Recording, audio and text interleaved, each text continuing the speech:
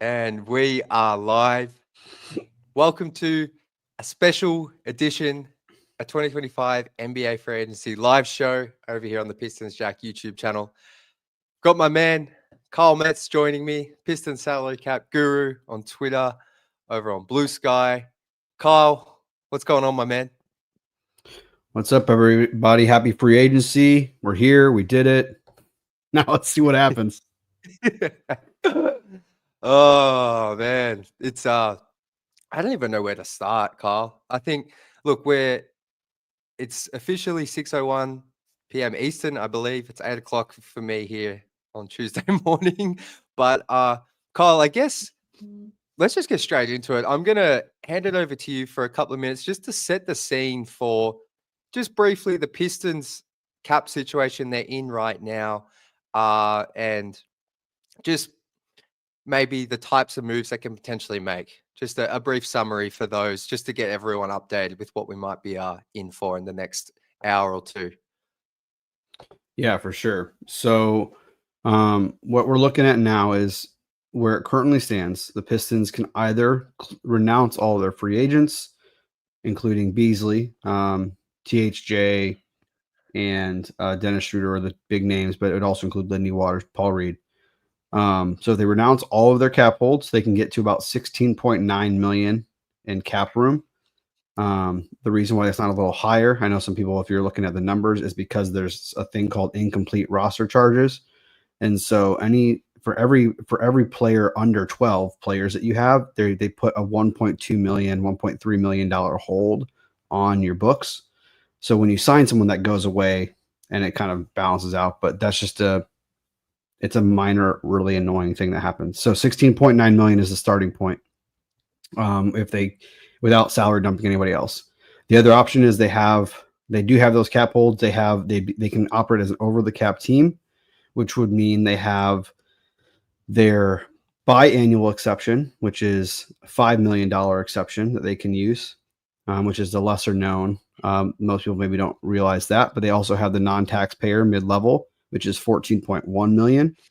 And so they cannot aggregate those things, but those are some trade exceptions they can use to bring guys in or sign them as free agents with that amount.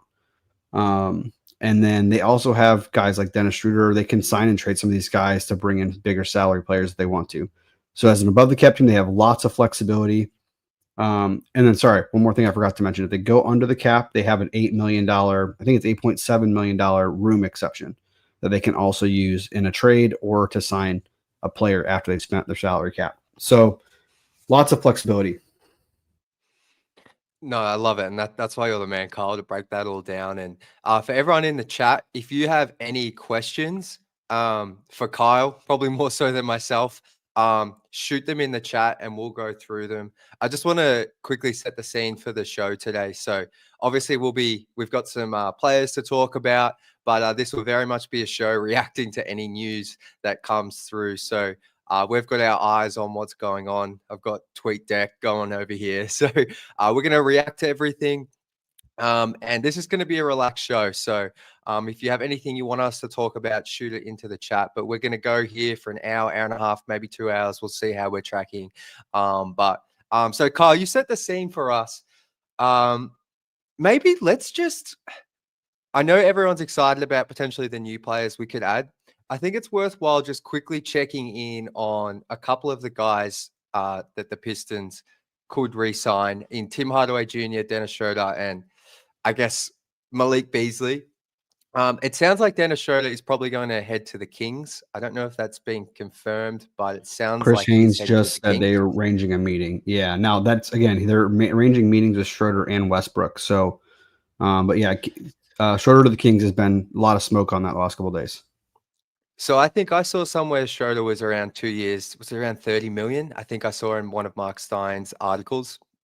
So as you were saying, the Pistons could offer him up to 22 million annually, but that's just not the situation. So do you think with Dennis Schroder, he's pretty much gone, I feel like, at this point? Yeah, I think that's probably more likely to, because the Pistons weren't that high on bringing him back. That's how I read the YouTube or like the Instagram thing was him saying, well, I want to be here, but I'm waiting on them to even offer me anything. And he knows he can't wait for them probably if he's got an offer out there, especially if the Kings are offering him substantial role, then that makes sense for him and to get his money now. Now with Beasley no longer being in the mix, maybe that changes things. But you have to remember, Trajan was completely comfortable going into last offseason without a backup ball handler, and they had plenty of ways to make that happen. They didn't even really use their room exception last year. So I think we see the same thing, especially now with Asar even being more prominent with Ron. They want to probably get him some on-ball reps potentially. You know, like those are things where I think they'll probably go into the season just like they did before. Have Cade be the primary, let Ivy have room on the bench to be the featured ball handler and scorer. And if they need to bring a guy with a minimum or the biannual or just at the trade deadline, go make a move. I think they're completely comfortable with that. Yeah, I'm with. I think so as well, and it's a good point that you raised about last off season. And I think I read somewhere once again in one of Mark Stein's articles that the Pistons still are looking to put reps into Ivy as in that backup point guard role. Not obviously he's still a starter, but filling that backup role when Cade's off the floor. Maybe let's jump to Tim Hardaway Jr. quickly. I have not heard or seen much about him at all with the Pistons or any other team. Obviously, in light of the Malik Beasley situation, after thinking maybe Tim was not very high on the list to bring back, at least just from my gut feel, I now kind of feel like I would like to see him back as a Piston. Do you have like any idea what his contract could look like, or what an ideal contract for him could look like for Tim? If I set it up in a way like they can still go sign an Nickeil Alexander-Walker, but they bring in Right. THJ, what would that deal look like? If they're bringing THJ back on anything more than like a minimum, then it's probably they're an over the cap team.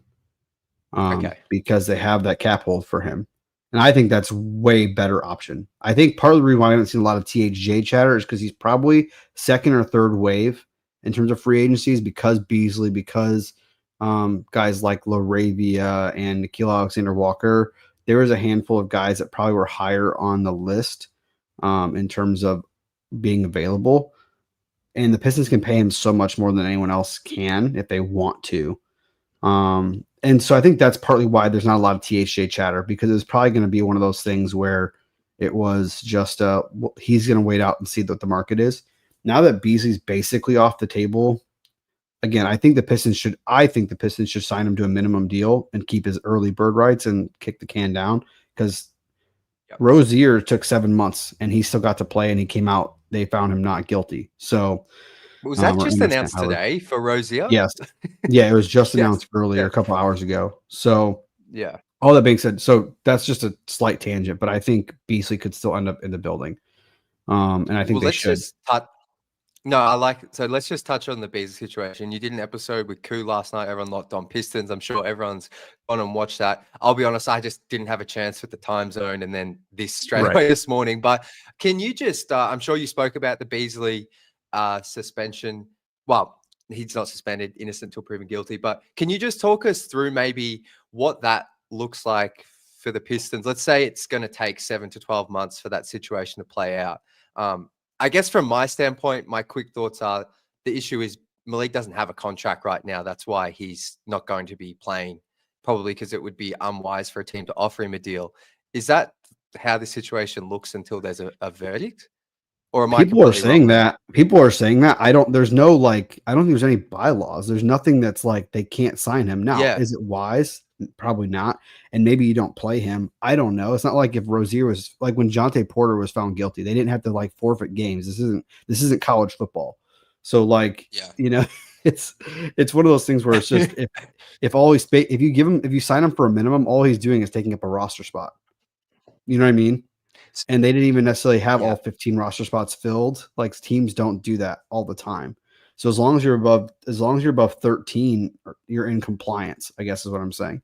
And so I think that's where, yes, it's like a PR thing where it's like, do we really want to sign Beasley to a contract knowing that he might have bet on games? Like, maybe, maybe not. But it also Yeah. sounds like it was only one game, maybe back in 23-24. And so, all that being said, I don't know much. Like, I don't know the ins and outs legally, but most likely the things are he's going to probably be found innocent and be fine, or he'll be found guilty and be a lifetime ban. Like that, there's not really much in between. I don't think. So But I don't know for sure. no, you've laid it out really well there. So I guess from so the Pistons, the situation that could play out is the Pistons go, Malik, we still are invested in you. Say they think he's innocent or whatever. They go, but because of what's to play out, we're not going to invest anything major in you. We're going to give you a 1-year deal. Let this play out, and then we can reopen contract negotiations next summer. That's a real thing where he could. It sounds like play, and then they look into that deal again next summer, and you kick it. Yeah, Like, for sure. I think they could totally do it. there's Now, it sounds like Trajan might be pivoting, like they're connected to all these guys. And I can't tell if that's like aggregators and insiders just connecting dots and agents trying to put things out there to create leverage. Like there's all kinds of reasons why that stuff can come out. And I don't think they're going to do a Beasley deal until like right before the season starts. So give it some time. But it benefits Beasley too. Like you're getting $2 million as a minimum, and it lets the Pistons keep his early bird rights for next summer. So he could sign a 4-year, like I forget. I sent it out earlier. I think it's 56. Something. I think it's 14 million a year. I just sent. I can go find my. Yeah. For everyone as well, I've got it down the bottom there. But please, if you want anything to do with the Pistons cap, fake trades, actually please go follow Kyle at Kyle Metz 23 on Twitter. I'm on your page. This time of the year, I've spent that much time on your page. Well, I appreciate that. I hope it's helpful. That's what I tried.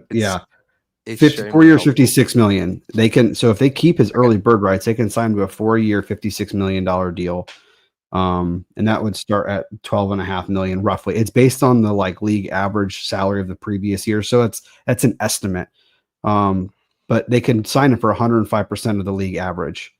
If they keep his early bird rights. And that's what signing into a minimum deal would let him, it would protect him, right? It gives him a chance to sign for a long-term deal. He gets something now. The Pistons would be saying, hey, we're going to stand by you in this. Like if it comes out, you're proving, innocent, we're going to keep your ability to make money long-term without having to go out and get a new thing. I think it could be a real win if they do that. And I think the potential PR fallout would be minimal because you could spin it so much like hey, we don't know. So we're going to stand by him and without losing your flexibility because they can still go sign Nickeil Alexander-Walker. They can bring back Tim Hardaway. They can go get a Duncan Robinson and then do stuff later. And so I think that's kind of where that's how I would handle that situation if it were me, but I don't know also all the ins and outs of that. So yeah, it's definitely just I could talk about this a bit longer because the timing of everything and that was strange, but it's just, I think we've hit it pretty well. Someone just had a quick question here. Lachlan just wants to know, could you explain what bird rights are? Just for those that might not know. Yeah, for sure. So, and then I'll segue back to answering your THJ question because I think there's one or two things that would be worth hitting on. So basically bird rights exist so that teams that have had a player for a certain amount of time can pay them more and pay them over the cap to keep them. We won't go into why it's the Larry Bird rule. But it's a thing, right? So it basically lets teams go over the cap to sign their players. And so basically how it works is if you had a player for 1 year, only 1 year, so that's what Beasley signed is a 1-year deal, you have what's called non-bird rights, which is a silly name, but you have non-bird rights, which still actually allows you to sign them over the cap for what it's worth. It's just a very small amount. And I think it's like 5%. You can give them a 5% raise or something like that. And I'm sorry, I'm butchering it right now because it's not on the top of my head. I have to look it up. So when I do it, I have to, because there's a bunch of stipulations and weirdness to it. But so non-bird rights is you can give them a small raise over the cap, but you're limited to how many years and how much the raises are. it's kind of like signing him as a free agent, but you can do it over the cap. Did we get a Jaren Jackson extension? Yeah. Let's pause there. So let's look into that. So I'm just adding it to the ticker right now, but 5 years, 240 million. Okay. So that's a renegotiate and extend. So that means that they had to create more cap room to get him. So that probably means another deal is happening. Or has happened already with Aldama or somebody else. Well, let's see. There's been a lot of questions about Santi coming through, which we'll get to in a moment. Yeah, so we'll keep an eye on this. Player option. Okay. Yeah, so it's a renegotiation and extension. So for people, what that means is basically, and this goes back to the bird rights thing. So when you have bird rights, it allows you to sign players based on their previous contract. And so in Jaren's example, you can only give us like a certain amount raise. It's like 30%. I think they recently upped it in the new CBA. I think maybe it's 40% now. Off of the previous salary. So because he had that declining deal, he was only getting paid $23 million this year. Memphis had to find a way to create cap room to give him more money this year so that they could extend him at a number that he actually want. And so that's where like the declining contracts, everyone loves them, but then if they're actually turn out really good, it can be really hard to extend a player. So you either have to let them hit free agency or you have to create cap room to get up there. People have done this. Pacers did this with Miles Turner. So it's kind of an interesting mechanism that teams use. But I don't remember what Memphis's cap situation looked like right before this, but I don't think they had quite made enough room to do this previously. And so, so we'll see what happens. Interesting. That's very interesting. Well, was there something you just wanted to add on THJ, and then we'll get into all the new names and some questions? Yeah, that's great. So second, if you have a player for 2 years, you get early bird rights, which allows you to do like 175% of a player's salary or 105% of the previous or the league average salary with 8% raises. So that's another benefit of the bird rights. You can give them more raises versus if you're signing a free agent, you can only give them a maximum of 5% raises year over year. And then full bird rights is once you've had a player for 3 years. So the Pistons have full bird rights on THJ, which means they can sign him over the cap for as much as his max is with the max extent, with the max raises. And so they can also use him as a trade exception, or kind of they can sign and trade him to another team to bring back $27 million in salary, roughly. And so that's a potential for THJ this offseason. Just quickly on the THJ, if they were to re-sign him, does it make sense to wait until you've done other deals and leave it? It doesn't really matter. Rights? If they stay over the cap, it doesn't matter. Okay, cool. Got you.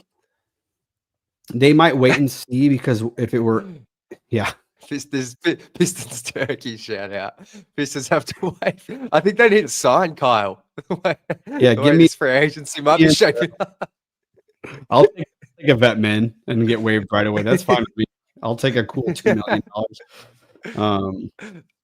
But here we go. Santi. Go ahead. Sorry to cut you off. Aldama has agreed to a 3-year, $52 million deal to return to the Grizzlies. So Pistons fans, that is probably some unfortunate news. That was, we're going to chat about him very shortly, and he was the name I was kind of hopeful for, considering Nickeil Alexander-Walker seems to be going to the Hawks. But I'm going to add this to the ticker. But Kyle, any thoughts? 3 years, $52.5 million to return to the Grizzlies.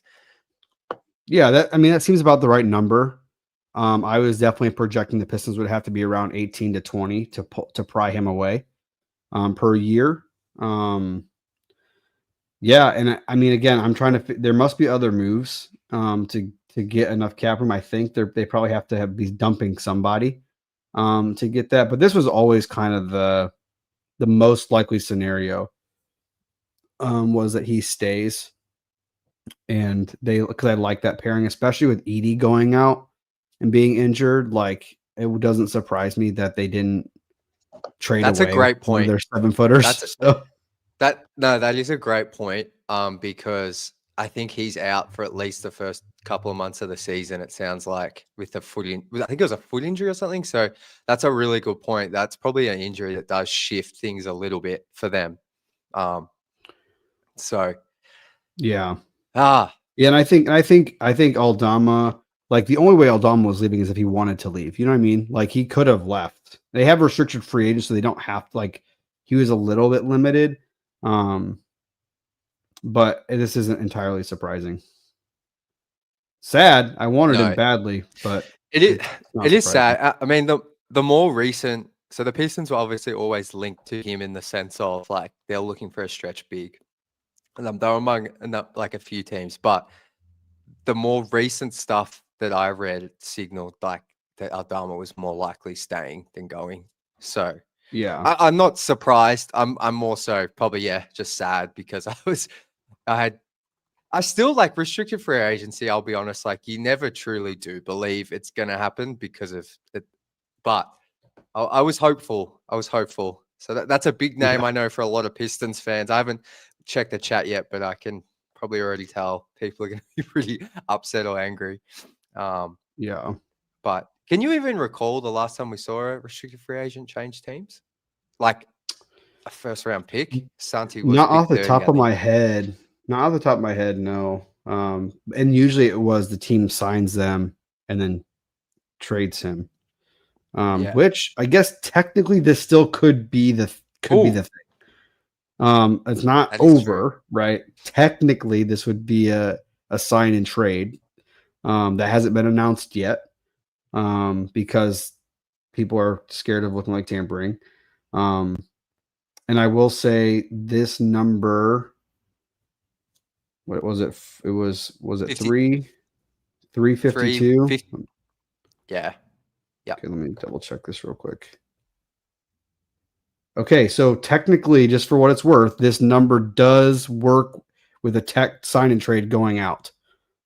Oh, so well, it still fits in that max amount that they can create. If like, so it could technically still be a sign and trade.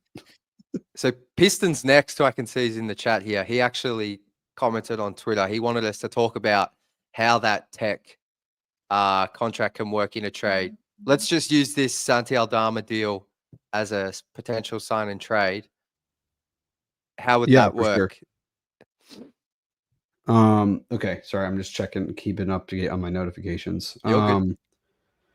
Yeah, so how that would work.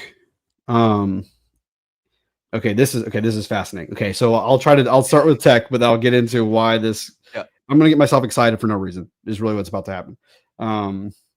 So tech makes $8.3 million next year.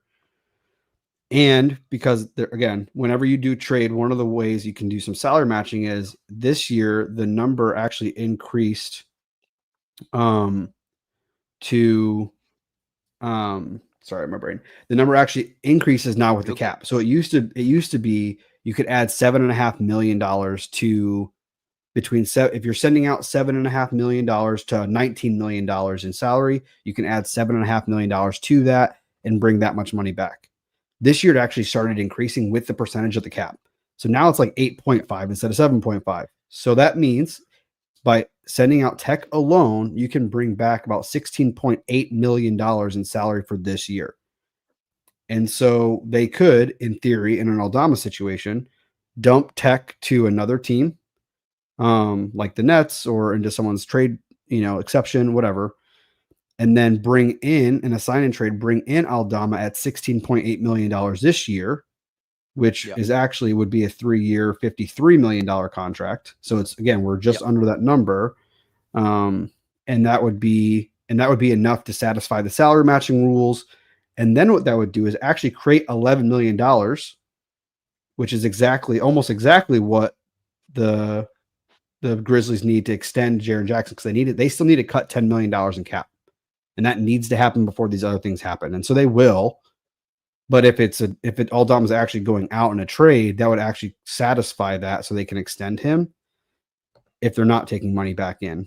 So Trevor, Keith Smith, just on the back of what you're talking about as well. This is back to Memphis a little bit, but Trevor says Keith Smith was reporting that 80 million will need to be cleared from the Grizzlies to give them space to give Jaren his contract.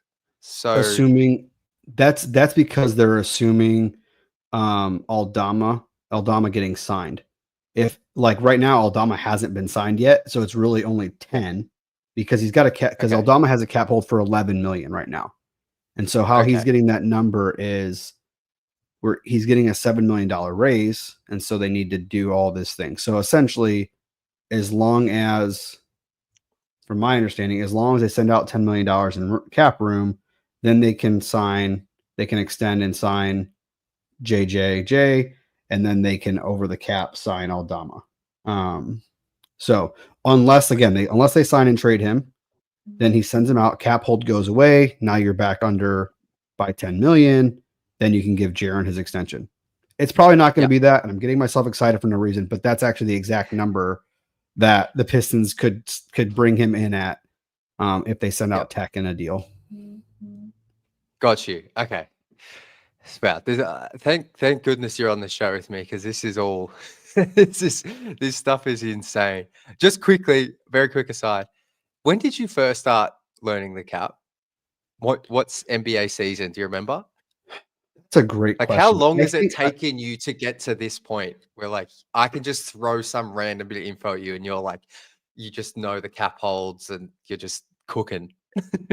Yeah, I think maybe 2015-16 season was the first time I started doing that, like, because Detroit Bad Boys would do that like mock off season in the comments thing. They'd have like a fan post with a mock off season, and I would start playing around with that and realize half the things I was trying to do weren't legal, or didn't really have a chance to do. And so that definitely started it. Man, that's a really good question. I don't remember. Maybe someone else knows. Who's been following me for some time when they actually start tweeting out stuff about the salary cap. I honestly, it's probably only a couple of years when I really started. I guess it'd been right before we started home court, probably too. Like it was probably maybe the season before that, where I really Go ahead. No, I was just going to say I was expecting it was a bit longer, but I guess that was like 3 or 4 years ago now. It was 2022, I think. Okay. Let's jump back into it. So Aldama, it feels like it's a very, very slim chance he's signed and traded to the Pistons. Yeah, it's still possible right now, but it's slim. Yeah. So just on that, I'm seeing a little bit of stuff on Twitter. Just people saying, why didn't Trajan make them match a bigger offer sheet? Yeah, they're essentially implying that that's bad from Trajan and the Pistons front office not to do that, but I'm assuming there might be a reason for that. Well, yeah. So there's a few reasons. One, it seems like it didn't even get to that point. Right. Aldama signed rather quickly. So that's one thing. Secondly, most of the time, teams don't really even submit an offer sheet at this point. If you want the guy, you say this, you call the team, say this is what we want to pay him. Let's make this a sign and trade. Everyone wins. Because if you were to offer an offer sheet, the clock on those don't even start until July 6th. Okay. But your money gets held there. Like you can't spend that money. And if they were to offer him, and they could only offer him the non-tax MLE. Right. They can't even, if they would have cleared all their space, they could have offered him 16.9 million this year, which is basically maybe $3 or $4 million more dollars at the end over those 3 years. So that's why typically it turns into a sign and trade, because then you're not having your money locked up for 8 days, because then they still have 24 or 40. They have 24 hours to reply and to match. And so, and a player, Pistons next said this, and I was about to say is, the players have to actually agree to the offer sheet, so like, and then once they've accepted the offer sheet, that team cannot trade for him for a year. Like if it gets accepted and matched. And so there's a lot of rules against that. So if they really want to go to Detroit, say, hey, I really want to go to Detroit, can we make this work? And then the Pistons give them how many second round picks it takes to work. Got you. So that's that's good. That's the why. No, thank you for that. So another deal Dorian Finney-Smith has agreed to a 4-year, $53 million deal with the Rockets. So, So he got I the don't think non-tax. that's too much of a surprise. Is that the Yeah, non-tax? Yeah. That's the non-tax. Yep. Yeah, 4 years. they've been rumoring that smoke. There's been smoke on that all day today, and then the last couple of days. Wow, the Rockets. I'm glad they're in the West. They are. So they've just got They're KD. They've sure. got they got Dorian Finney-Smith. Then their young guys. Yeah, they've probably had the best off season so far, haven't they?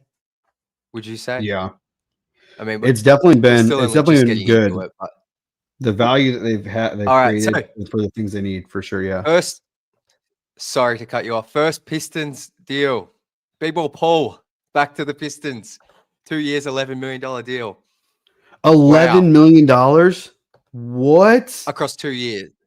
So that's I 5 know, and a but half. So still, what's that's crazy. the minimum? Minimum's like 2.5 for him. So it's a slight, it's above the minimum. Wow. Got Okay. you. All right, excuse me. I'm trying to order my dinner real quick. No, you're good. I'll talk for a little bit. Of course, we get Pistons news as soon as I try to order dinner.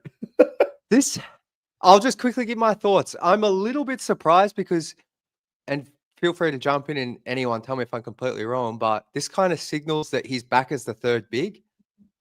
So the Pistons, I mean, I guess it doesn't rule out another stretch big at all, but like you said, they've gone above the minimum to bring him back. They've given him a raise of sorts. So I'm kind of surprised. I liked what B-Ball Ball brought to the court, but I think it's more about the lack of size the Pistons had that kind of is a bit of a concern for me in bringing him back, because now I feel like our front court is still very undersized. And if we have an injury, look, B-Ball Paul's a solid player. I'm not, it's not so much about his skill set. It's more about like just the size. And I guess the skill set a little bit, because he isn't a stretch big either. I'm a little bit surprised by this.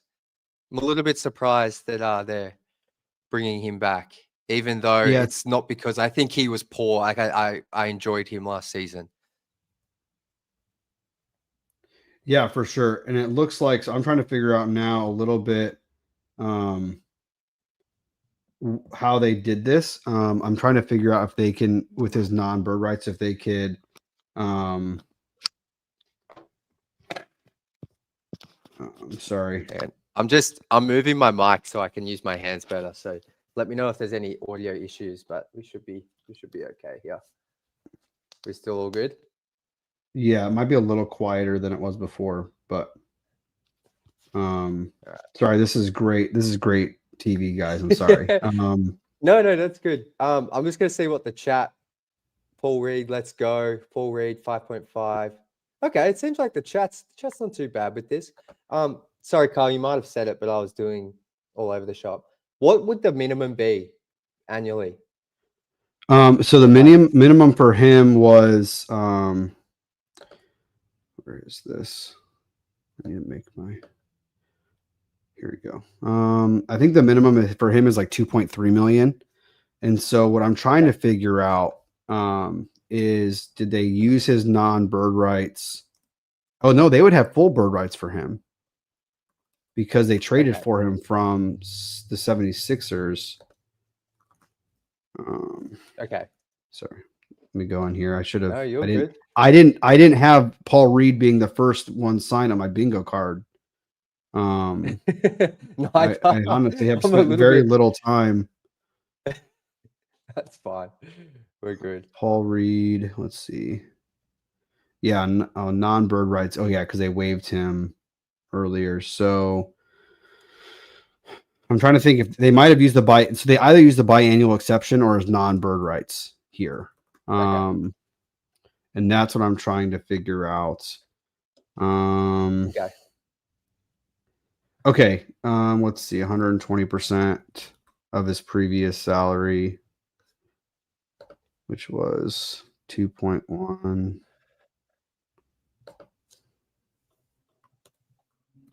I think. Look, Yeah. So just while you're likely doing that, they had to use the biannual, I think, to okay, do means they're an over the cap team. They're okay. How operating. does that affect? Okay, because I think the next question everyone's going to have is how much cap space do they have left now? Does this affect that 16 to 17 million they had? Yes, it would basically mean if they use the biannual exception, they can't use cap room. They are staying over the cap. Otherwise, this would directly come out of their cap room, which would be then put them down to like 11 something. Okay. So does that mean how much would they have now to offer some of these other names, namely Alexander Walker and Karis LeVert? The same as they did before, because they were either going to use their non-taxpayer MLE or they were going to use a sign and trade with another player. Okay, got you. And Amari Sankofa, Group Very Pest, saying that second year is non-guaranteed. Great. Yeah, that makes sense. So that means, and the reason why the biannual exception has to be a 2-year deal too, so that's why I'm suspecting it is like it can't be more than 2 years. So I'm suspecting this is indeed the biannual exception. Okay. Yeah. Cool. Just gonna try and move this mic. Just bear with me. Yeah. Hopefully that's okay. Okay, this is not the first deal I was expecting. I will say I am ever so the tiniest bit. I don't know what the word is, but Nickeil Alexander-Walker. Let's maybe talk about him for a minute because he still hasn't been signed by the Hawks, and it feels like he was that was the landing spot. What kind of deal do you think? What would a deal look like for the Pistons to sign Alexander Walker? Lewis here asked this very early on in the show. Yeah, that's a great question. So for Nickeil Alexander-Walker, it kind of depends. It seems like there's a few things at play. The Hawks have like I think it's $23 million trade exception, maybe 25. Yeah. So that basically means that they can sign him for the first year starting at $23 million and take him right off the Timberwolves' hands in a sign and trade and maybe send back some picks. Whereas the Pistons can only do that with 14.1 million. Just in terms of like the straight up, we can sign him using our exception. And then it wouldn't even be a sign and trade. It could just be, we can just sign him outright with this. Whereas the Hawks can't do that. However, because we talked about that before, like the sign and trade with Tech, they can get up to like 16.8 million. For example, if they send out Schroder to the Kings for that non-taxpayer number at 14.1 million, they can sign him to up to about $22.8 million contract. So roughly the same as what Atlanta can do. It's just a little more tricky because then Schroder has to be okay with it. The Kings have to be okay with it. And NAW needs to be okay with it. So those are trickier, but functionally the Pistons can get to the same number, whatever the Hawks can do. It's just harder for them to do that. Or I would say it's more complicated, not harder, complicated. So with all that being said, I think the Timberwolves really aren't going to pay him anything. So it's really just a matter of beating the Hawks number or giving him a better role. Right. So that's the thing where it's like, hey, we can only give you 20 million, or we only want to give you 20 million, but we can offer you 30 minutes a night and be the functional 6-man or starter, depending on what we do with Ivy. So that's kind of where I don't know what that number is. I would be hesitant to pay him more than $20 million a year. I don't think he's shown that he is. I don't think he's shown that yet. And I guess the question I have, and I talked about this last night with Q and maybe offline with some other people, is I like Nickeil Alexander-Walker, but are you bringing him in to start? And if you're not, like, does he really help you coming off the bench as your sixth man with, Ron and THJ presumably now rather than Beasley, because you're probably bringing back THJ for something. Yeah. Just to have more shooting. So I think that's where the question starts. Yeah. Yeah, you're right. there is a lot of overlap because I don't want Asar playing the 4. I think that actually like you lose somewhat of he brings defensively. Ron, I don't think can play the 4. None of those guys can play the 4. So you pretty much have, like you said, Cade, Ivy, Alexander Walker, Ron, Asar, and THJ/Beasley all filling those minutes from 1 to 3. And I think I tweeted out you could do it, but it does get really tricky. And because it comes back to if you're investing that much in Alexander Walker, you want him. I'm okay with paying him 18 million to come off the bench. I think that's actually fine for a really good role player. But sure, you want it with that type of salary, you're going to want 25 plus minutes, I would feel like.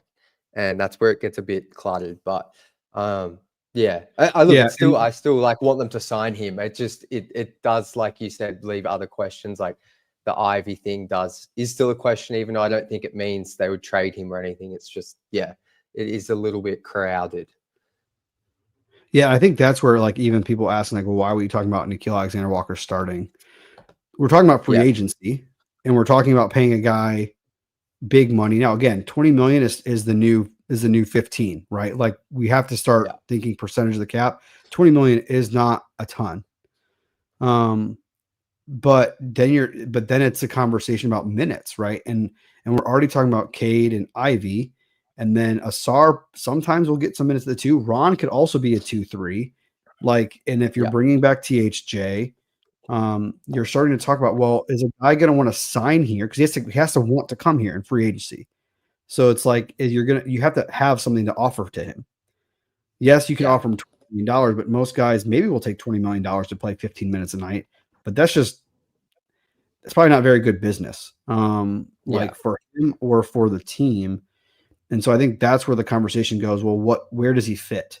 And part of the reason why we're talking about starting is because like he's not a point guard. And so if you're going to bring him in as the backup 2, does he give you enough shooting to warrant that with the lineups in the way we've seen them use THJ and Beasley? So I think that's where some of the conversation starts to happen, because Ivy sat the last 30, like only played the first 30 games, and that was before Asar. And THJ started next to Ivy at the 3, which was crazy. But Asar's not losing his starting position to THJ anymore. And if Ivy's starting, then the question is, do we have enough shooting in the starting lineup? And then what do we do with the bench? So that's where it gets a little. I think I figured out. But and I think I know when I reacted to the news, and I don't think I've thought about how little like that. There was like a week where Ivy and Asar were able to play minutes, but Asar was still coming back. So he wasn't even close to being a starter at that point. So there was never that time where the THJ kind of always fit in that starting group. There's always a need for him because of the injuries that happened in the middle of the year. But I do just want to quickly, just while we're talking about Alexander Walker, so Brett Siegel from Clutch Points just tweeted out, Rockets are out on Nickeil Alexander Walker. Clippers are viewed as a long shot. It's still between Atlanta and Detroit. So I think Brett, he's a pretty credible source, I feel like, especially in the last 12 months. So and that makes sense. Like they don't have a way to get him. They just use their non-taxpayer on DFS. Either they're trading someone else to do that, but so that makes sense. I'm not saying that it's good to confirm that, but that makes sense. I think the other thing to just keep in mind, and again, this could be just me reading the situation. I wonder if the front office prefers Ivy as their super 6-man first guy off the bench and the featured bench scorer. Ooh. That's not a bad role for him, especially as he's coming back from injury.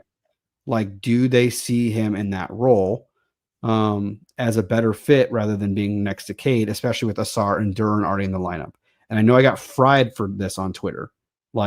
He shoots 40% from 3, blah, blah, blah, blah. It's yes, but there's context to that. He's super streaky, and he doesn't right now have the gravity of a 40% 3-point shooter. That could come, right? But we saw what happened when THJ. LaRavia is going to the Lakers. That was the one I was holding You're out kidding. for only 2-year, 12 Yeah. million. Oh my goodness. Mm. That's painful. That's painful. Piston. That's yeah. I look. I don't know if the Pistons, if there's ever actually interest reported. It was more so that LaRavia said he wanted to come to the Pistons, but he definitely seemed like a nice buy low guy to get. Where's my stream gone? Okay. I know. Okay. Because I feel like Pistons fans now are going to be panicking. Yeah, we got to take a deep breath. The two big names. These are two of the guys that we definitely would have been excited about for sure. Yeah. And LaRavia was my backup plan if Aldama didn't come through. Yeah. That's definitely a bummer. So yeah. Okay. I think we've covered Alexander Walker for the time being and what that can look like. Jake LaRavia, are you surprised at that's all it took? 2 years? So he got 2 years, 12 million. They basically gave him, from what I can tell, just enough that the Kings couldn't pay him, because the Kings could only pay him $5.1 million this year. So it looks like they gave him $6 million like flat, or like just enough to. And I think that might be their biannual exception potentially that the Lakers just opened up when they lost DFS. So I'm wondering if that's the Paul Reed deal. Like, it's the exact same. It's about what was Paul's 11. But yeah, basically. 11, but but you know what I mean? Like that's a half million. Yeah. That's basically maybe they didn't give Paul the full biannual or whatever, however they structured it. But yeah, that's crazy. Yeah. I know that's all it took. I thought he was gonna be worth at least $8 million a year. But well, I mean, that can you talk us through? Sorry if you already said this, there's just a million things going on. Was that probably the maximum the Kings could offer him? What was that? There was a weird thing with. That's why the Grizzlies. It was weird they traded him or something. The Grizzlies decided not to pick up his fifth play, his option at the last year, and so there's a rule that you can only sign him for up to that number, including if you trade for him. So even the inheriting team could not sign him for more than that. And so that's kind of why that happened. Got you. All right. Well, that was another name. So with Aldama gone, LaRavia gone, the names I still have remaining on my list as kind of likely targets are Duncan Robinson, Nickeil Alexander-Walker, and Karis LeVert. There's also Luke Kennard, who apparently the Pistons were rumored to be potentially interested in. But yeah, two of the bigger names for Pistons fans off the board so far. Sorry, chat. I'm trying to keep up with all this, but there's a lot going on. So we will go to you guys at some point, but appreciate everyone jumping on. I just hope everyone's not panicking too much. I mean, I don't think the LaRavia one was probably a lot more realistic than Santi in happening. So that one, I can see why that stings a little bit. Yeah. He does seem like that type of like buy low player that you get and then just comes in, and I could see him being really good with the Pistons, to be honest, in that backup 4 role. If that number for the 12 million, the 12 million for LaRavia doesn't look like it will work for the biannual, so I'm curious if they had like. I'm curious where that's coming in. Maybe they only gave him part of the non-taxpayer that they had, so that could be another way they're doing it.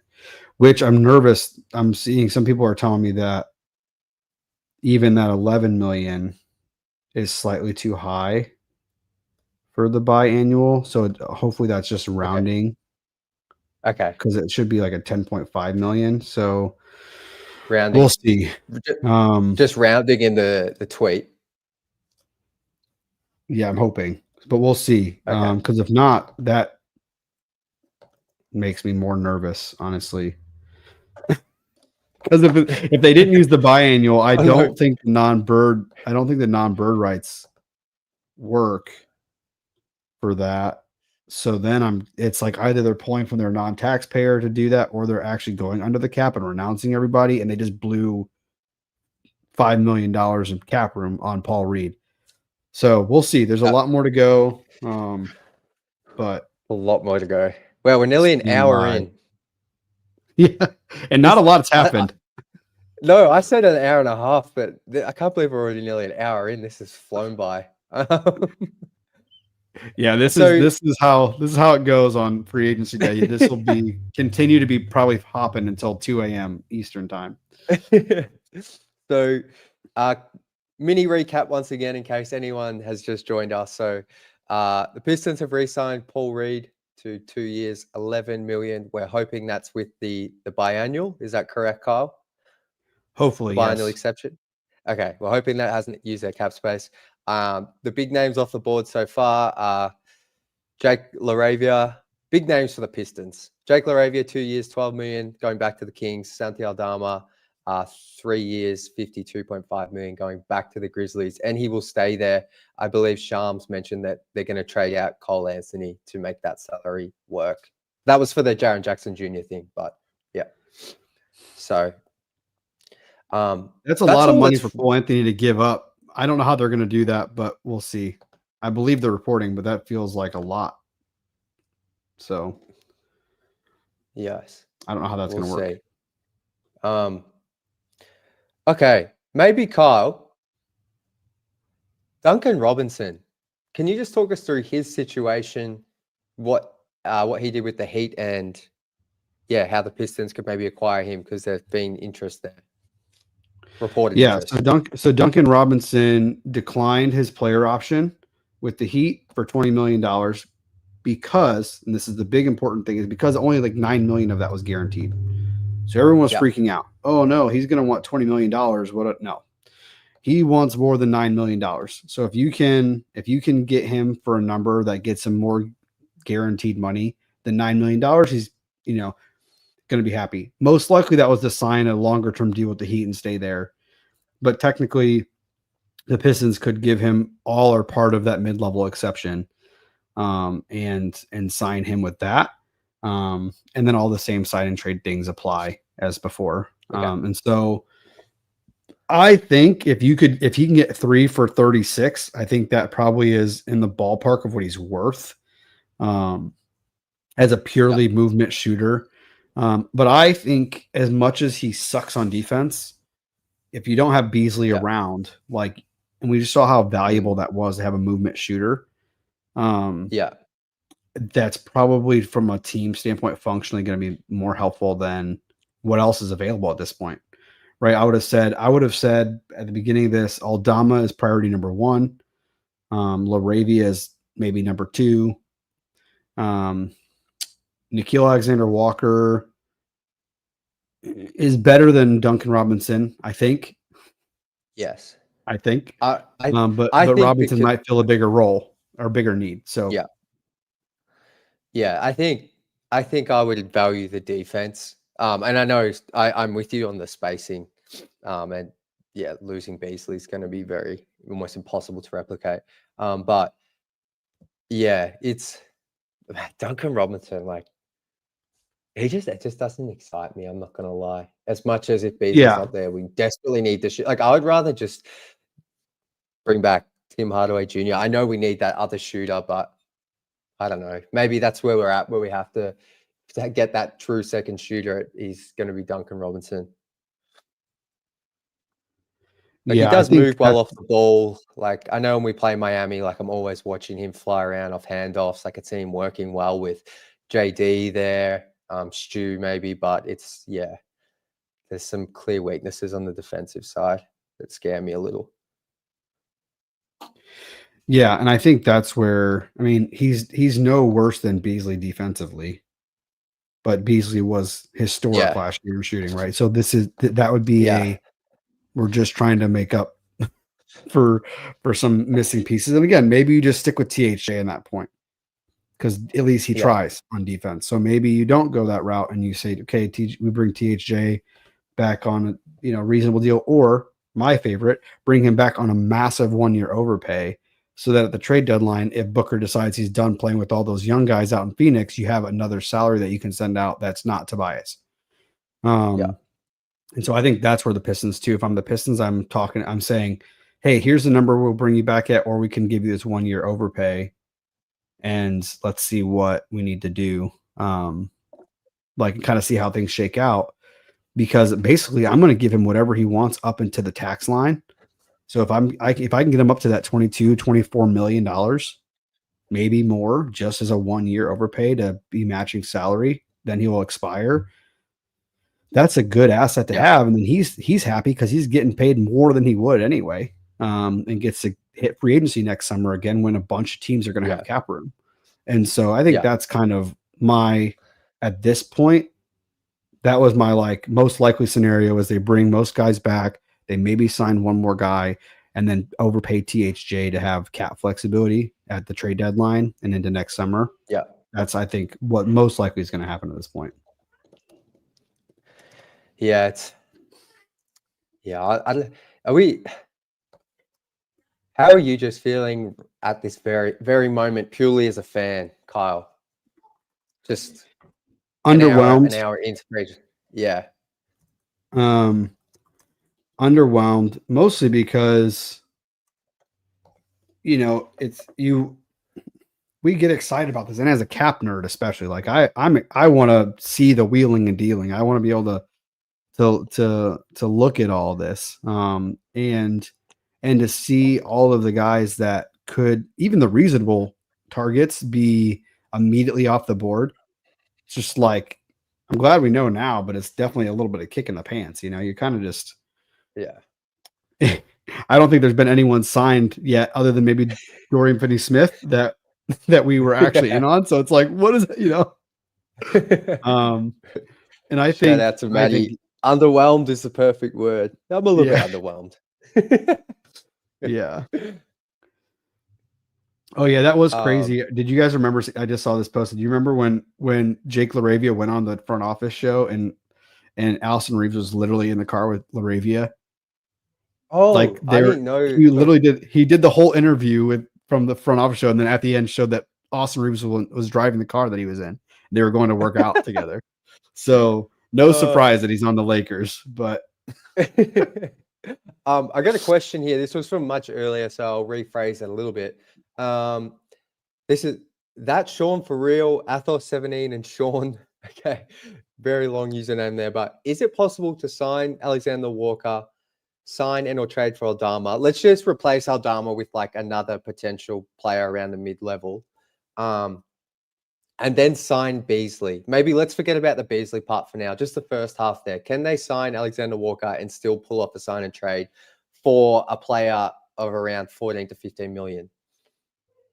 Yeah, I think, that's totally doable and totally possible. Well, I guess it depends on if B-Ball Paul is actually fitting into the biannual. If he's not, then a lot of things go out the window. And so I'm a little still waiting to hear back on that. I asked Amari to see if he could confirm.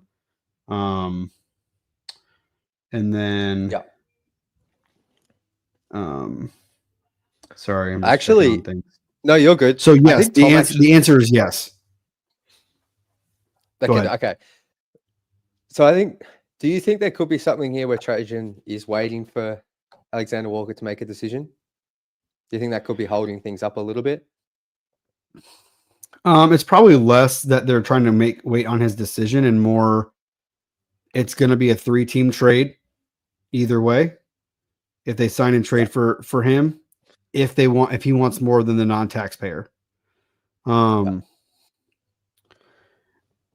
so either they're still negotiating on that number and he's waiting to see if he can get more than the mid-level.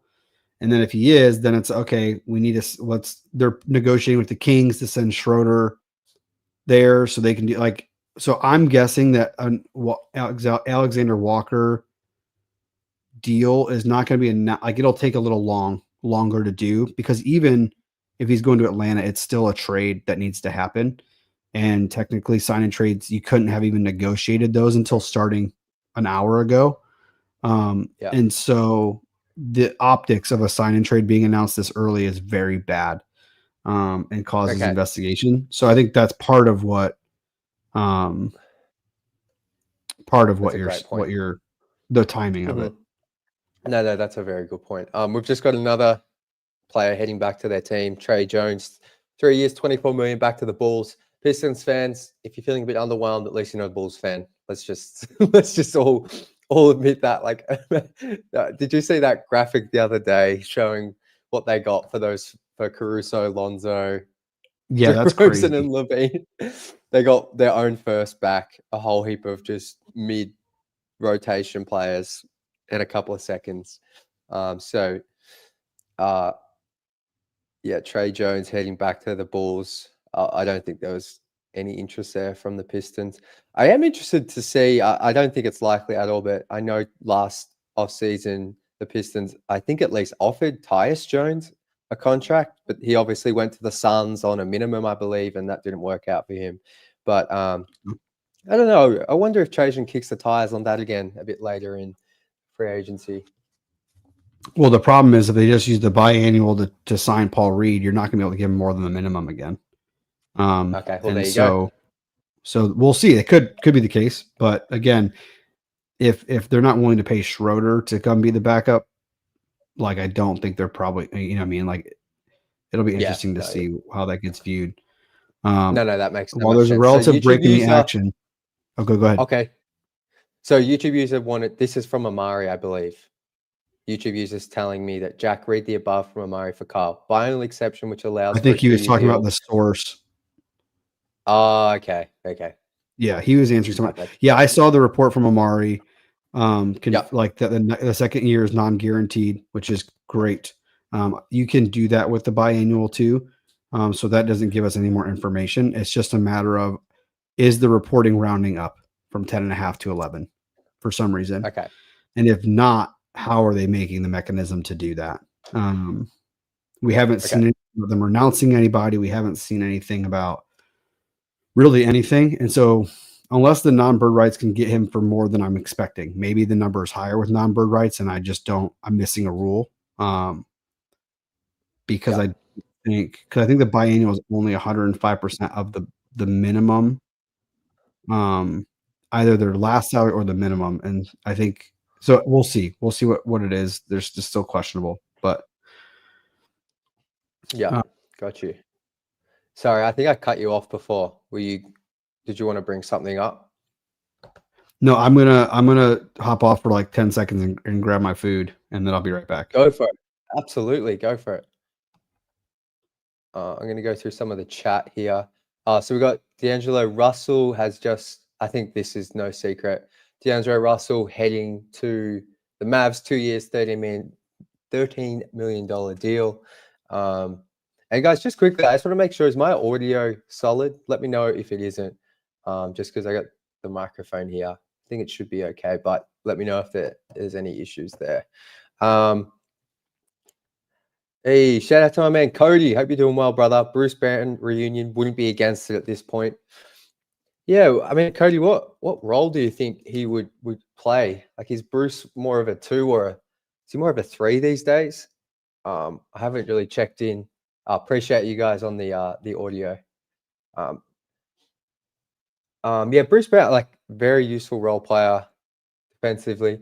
I wonder if, I mean, I guess if the Pistons are the only offer on the table, he would come back. I feel like he doesn't like Detroit, but new front office and all that kind of thing.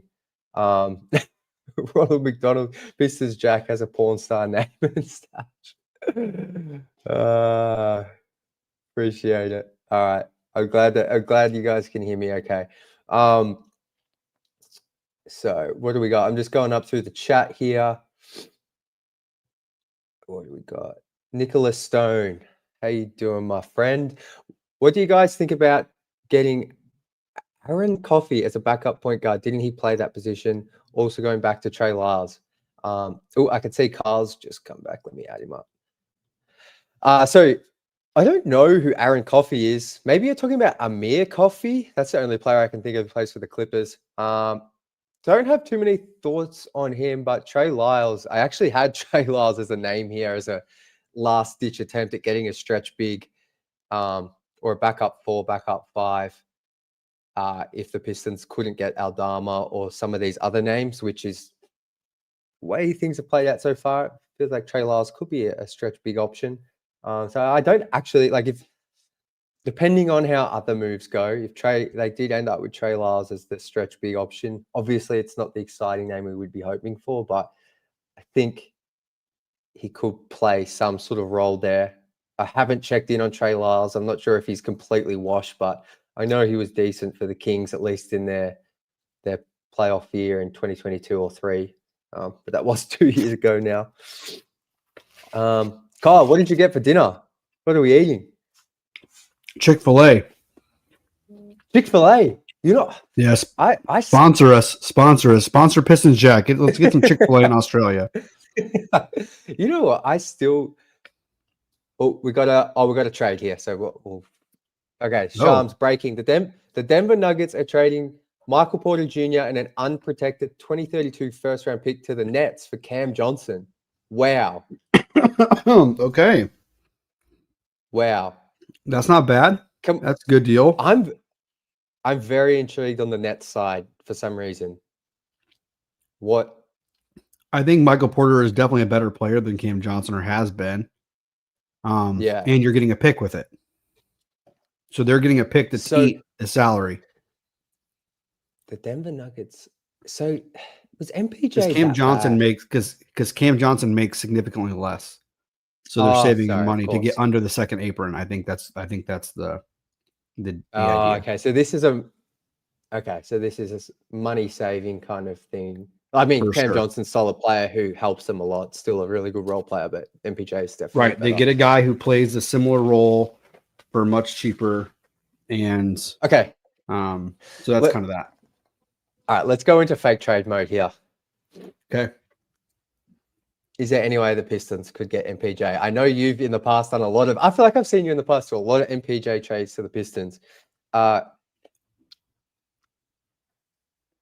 could this? Is there any way? It doesn't seem like a Trajan move at all to go get an injury-prone type player, but he would fill a need of some sort of shooting. Let's go look. Is there any way the Pistons can make it happen?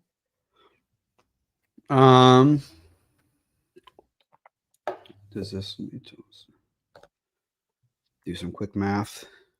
No, while you're doing that, I'm going to just bring up Porter Jr.'s numbers and just see how he went last year. Because I remember him starting the season really well, I thought. Maybe that... I know he was injured in the playoffs, I think. Maybe I'm thinking wrong. So... It would have to be like THJ sign and trade plus Tech plus Sasser, I think, to get to the number for his salary for this year.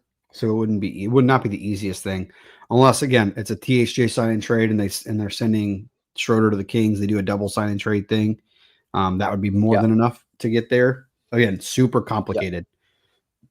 Yeah. All right, and there's been Ty Jerome. Lots going on now. Ty Jerome, 3 years, $28 million to the Grizzlies. Yeah, that was rumored earlier from Fisher. Okay, got you. Yeah, so that was, and then he immediately was like, "Well, there's other teams," so he almost screwed the pooch early because that was like an hour before free agency. Gotcha. Does that affect their? Like, how does that work though? Are they using their mid-level on him? Yeah, I'm not sure how they're doing that, but yeah, it would probably be the non-taxpayer mid-level. Yeah, got you. Yeah, that's what that looks like. Now, I did see. I was double checking this, but the taxpayer mid-level is $5.685 million. So if the Pistons are planning to go into the tax this year, they could be using that to sign B-Ball Paul, which would mean maybe they're going and signing for, trading for Lauri Markkanen and deciding to push into the tax this year. Oh, wow. That's my hopeful view of the future. We're gonna go with that for now instead of just they somehow use cap room to sign B-Ball Paul. Can I get your thoughts? So, just because obviously when Trajan did that pre-draft press conference, he did anything, like everything he said was like, we're not doing a whole lot. Do you think that's, because I felt like from his do you think like that's him being genuine, or that's just mind games? Well, not mind games, but just smoke screens. Obviously, I think it was mostly genuine. Yeah. Because the way I read that was, we're not going to canvass the league to make big offers on players. We're going to see who's available, read the market, and make a move if something makes sense. Yeah. And we're going to bring back a couple of our guys and just run it back. Now, that was before maybe we don't have Beasley. And now Schroder is definitely going to the Kings, which I think was just reported. Yeah. And so that might force his hand, right? Where it's like, okay, well, we can go get Duncan Robinson, or we can try to push in for Trey Murphy and have to push some trips in, because we're not going to be able to run it back with the roster that we need to have, right? Is he going to be able to see, is he going to see Nickeil Alexander-Walker and Duncan Robinson as enough of additions to tread water in the East and not take a big step back? And if that's not the case, he might say, okay, well, maybe we need to be more aggressive. Maybe we do offer Jalen Duren and Sasser for Austin Reeves, right? Maybe we do like try to make a bigger splash. So I think we're just in a new world than we were when he made that press conference. Yeah. Again, most likely they are going to keep it simple because it's hard to pivot that quickly with some of this stuff. But yeah, I don't know.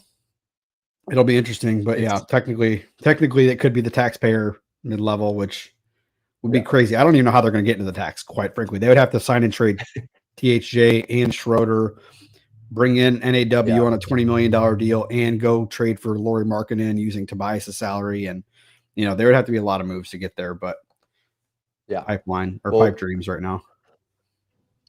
Well, it looks like Schroder to the Kings. Fred Katz from The Athletic tweeting that one out. No, it just no details yet. Yeah, that's what I was going to say. So no details on that. Do the Kings too? If they offered the 2 years, $30 million, would that be pretty much their mid-level? Mm-hmm. Yeah. Okay. Got you. Yep. So holding out hope that that's a sign and trade and that Detroit can get something back, or swing that into a deal for Nickeil Alexander-Walker. Well, let's say, Alexander Walker's still on the board. There's been nothing about him that I can see. And we are an hour and 12 in. But like you said, that is because of the sign and trade. Probably needed. So, a lot of Pistons Twitter seems to be melting down. I'm trying to recall. Last offseason, I remember being pretty underwhelmed. I like the Tobias signing. I always liked that. But the THJ trade, I wasn't like mad at, but I wasn't excited about.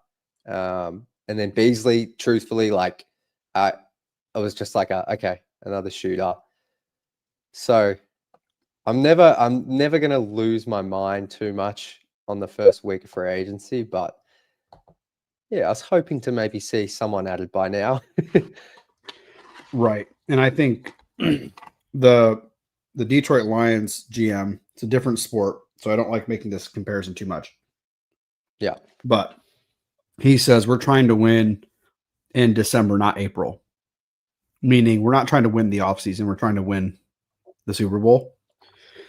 Yeah. And so I think that's kind of the similar, like you can win the headlines or you can just get better. Yeah. And I think that's one thing that at least Trajan did last year. He didn't win a lot of the headlines. It was underwhelming on paper, but then we had one of the best signings in the league in Beasley, and they pulled the right pieces in. And so I think we just can't, and I do think a healthy Ivy does make a difference. It may not make the difference that some people think it will. And we may see that, okay, he was part of the problem, potentially like lineup wise and unlocking the offense, but maybe he won't be. And maybe he takes another leap forward and he shows that he can be the number 2 or at least a good player next to Cade. And and that is enough to continue to keep them competitive in an East that's getting better. But yeah, and I think it is even hard like to go ahead. the Ron Holland pick as well last season wasn't like one that people were overly excited about. Like I think people who studied the draft saw the potential, but on the most part, like that was a bit of a surprise pick at 5.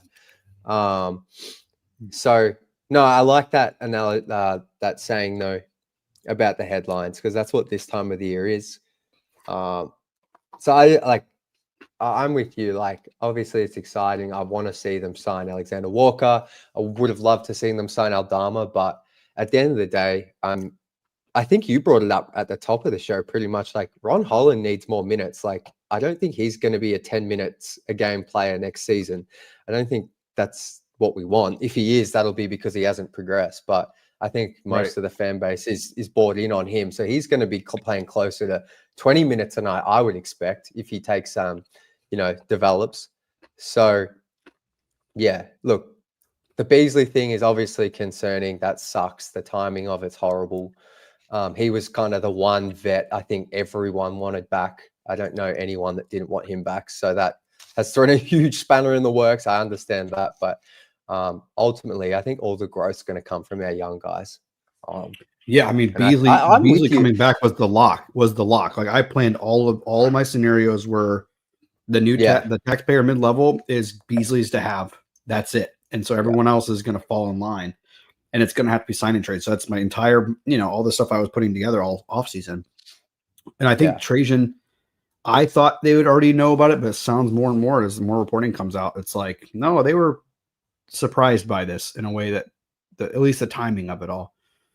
So now, if it all results in them getting Beasley on a minimum contract, and he ends up being available to play again, like that's there are worse things for the Pistons. Yeah, that's what that's the scenario I kept playing out in my head. It's like, hang on, the Pistons could still there's a world where this works for them. We get Beasley back on a year, once again looking a contract year all over again. I think so. Randall brought it up here. Bruce Brown's heading back to the Nuggets, 1-year deal. Yep. I don't think it says the value of the contract, but it doesn't. But that makes sense with sending out. So basically, what the Nuggets just did was they turned MPJ into two rotation level players. Yeah. Because they traded him away and made space under that apron to bring in Bruce Brown. They would still be under that apron for sure. I think Bruce. So, and they're not capped by it. I don't think so. They can kind of do what they need to, even if they go over. I think. Yeah. All right, another one has just come through. Oh, Kevon Looney to the Pelicans. Troy still adding those centers. 2 years, 16 million. That sucks, low-key. That kind of kills any Duren to the Pelicans for Murray deals. Not that was likely to happen anyway. But that was my other back pocket.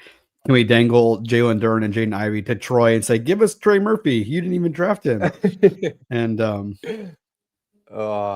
mean, I was hoping that kind of kills that. Even like, so let's say the Pelicans now. I think Derek Queen's a center.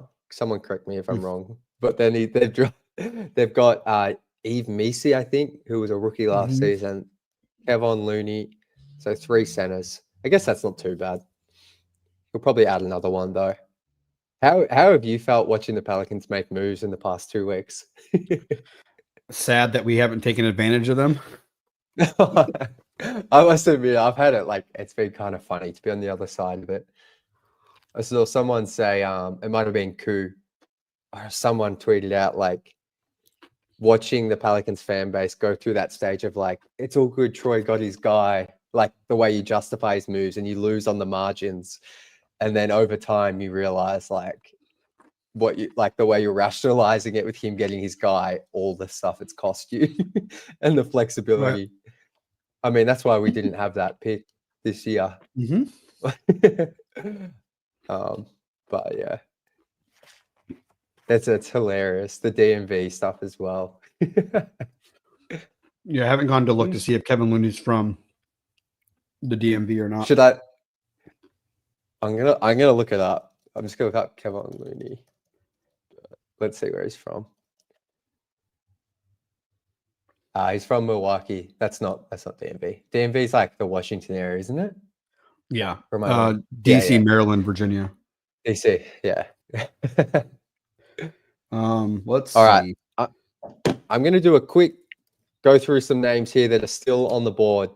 So we've got, once again, names that I've seen linked to the Pistons in some capacity. Nickeil Alexander-Walker, Karis LeVert, Duncan Robinson, all still on the board. Other free agents to watch for that are still available. Brook Lopez, Clint Capella. We can cross off Bruce Brown now. He's gone. Luke Kennard, Mo Wagner, Al Horford, Trey Lyles, Tyus Jones. Those are the names I kind of have. And then we've still got, obviously, Tim Hardaway Jr., Dennis Schroeder's off the board, it looks like. So someone did ask us a very simple question. Lucas, who is your favorite free agent target for the Pistons? Did you have one? Are they still on the board? They're not on the board anymore. Yeah.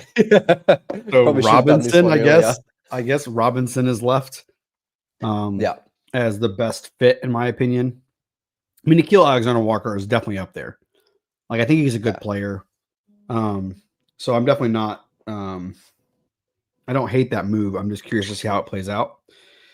Kobe White is on the trade block for the Bulls. Not a free agent, but Kobe White's making like 12.8 million this year. On his last year, he's $12.8 million expiring. I think that could be a solid pickup for Detroit. That's, I mean, depending on the price, if you can get him for a few seconds. Yeah, I think he was. I think it might have been the season before last, after the All-Star break. He was going crazy, and he was solid last year as well. He was good. I wonder, do you think that if they pull off some sort of trade there, do you think that affects Ivy, or do you think Cade, Ivy, Kobe can actually be a 3-guard rotation? I mean, if you think Ivy can play with Cade, then Kobe can play with Cade. Oh yeah. And then the question is, can Ivy and Kobe coexist? Maybe not, but then you just stagger them and you make it work. The Bulls probably only want a rotation player, B-ball Paul or something. I mean, yeah. Well, they can take him right into the non-taxpayer mid-level if they want to. His salary's small enough that they can fit him right in, and they don't have to take they don't have to send anybody back. They can just send some second-round picks. Or, I wouldn't trade a first for him necessarily, but but if you can send, I would send 4 second-round picks for him, probably. He's a guy who can get his own bucket, right, and can carry the offensive load a little bit with Cade. I don't think he's terrible on defense. So, and the Pistons as well. We have a boatload of seconds, don't we? We're actually, we're like +8 or something like that. +8 on top of all the ones that we already have. So, I think that's what we're at. I wouldn't mind that. I think to answer the actual question, Alexander Walker is definitely the player I want. Aldama was right up there as well, even though I knew that was unlikely just because he was restricted. But if I had to pick another player, Duncan Robinson I guess like he does fill a lot of needs, but it just doesn't move me that much for some reason. You know what? I don't think it's going to happen now because of Paul Reed, but I honestly wouldn't have minded Mo Wagner, sorry, I should say. Yeah, but I don't think he was ever leaving. He was. He declined it to re-up with them or something like that. They like. Yeah, it was definitely it was to get him more long-term money. Like he was never leaving Orlando. Yeah, no, that makes a lot of sense. I mean, I guess. Okay, if it's out of Luke Kennard and Duncan Robinson, who would you prefer? Duncan Robinson. Not even close. Yes, same. Yeah, I'm taking the 6'8" guy, even if the defense is suspect as. Well, and he plays. Kennard can't hardly play for. Like great point, actually. Yeah, he can hardly ever stay healthy. Rayon says here, Buddy Hield. Is Buddy a free agent? I don't think I saw him. I don't think I saw him on the list. Let me. Yeah, I feel like he. I think he's. And for those that might have missed it, thank you, Ryan. KBJ Yeah, he's still under heading contract back for the Bucks. Oh yeah, yeah. The Warriors. Hield, Hield is still on the Warriors for 2 more years. So. Yeah, got you. Yeah, I didn't think I saw him in the list.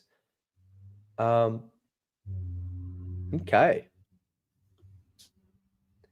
This is it's been interesting. I feel like we have to get something else for our Pistons here.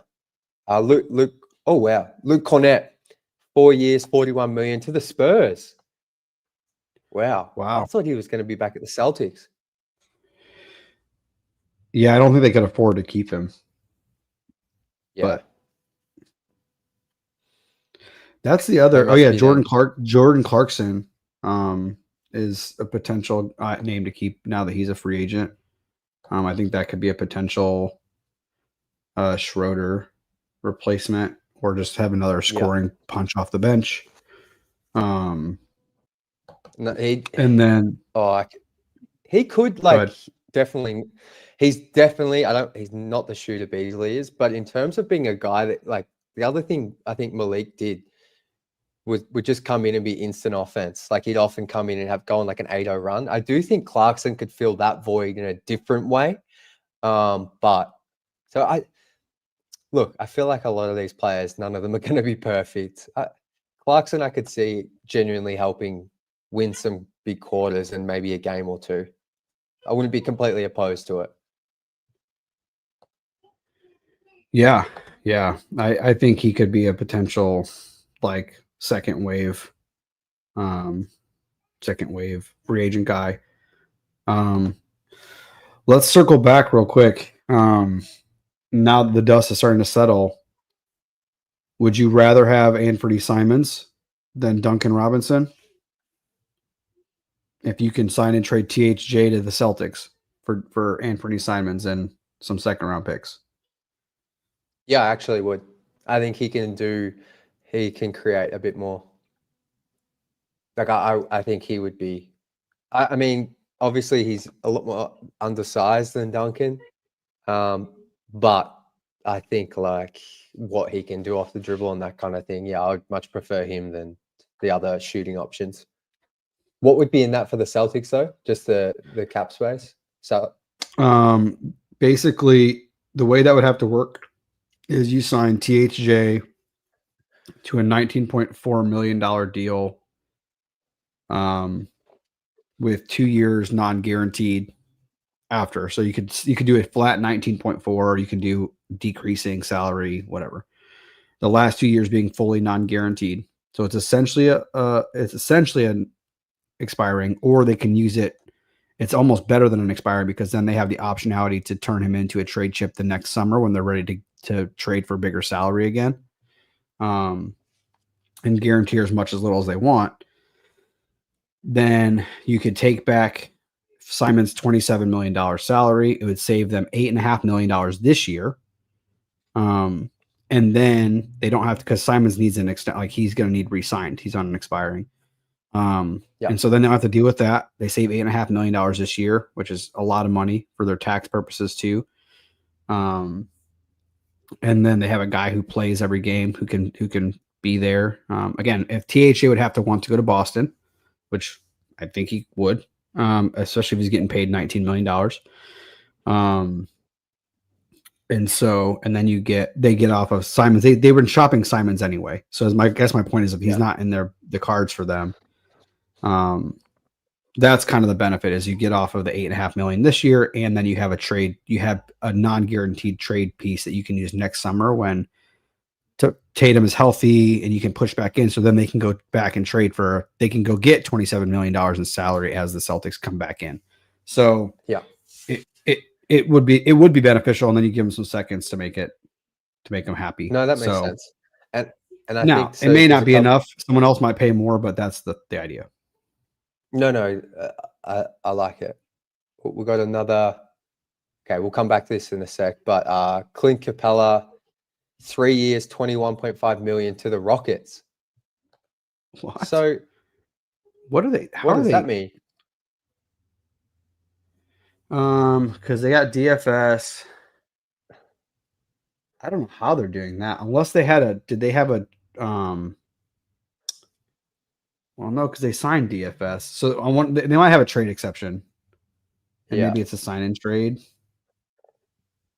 I'm not sure. Let me just double check. I'm a Pistons Twitter guru guy, so I do No, have you're good. some idea of the league around here, but I don't really know all of their cap machinations. So, well, yeah. I mean, I certainly don't have any idea. I'm just surprised. I thought after the DFS deal, that would be like them kind of done in a way. So, yeah, everyone's asking where are they getting all this money from. So the Rocket, they've had, I feel like, obviously 2 off seasons ago, they added Fred VanVleet, Dylan Brooks. That was a big off season for them. Now they seem to be just having another big off season. I guess they moved on from Jalen Green, but you're bringing in KD.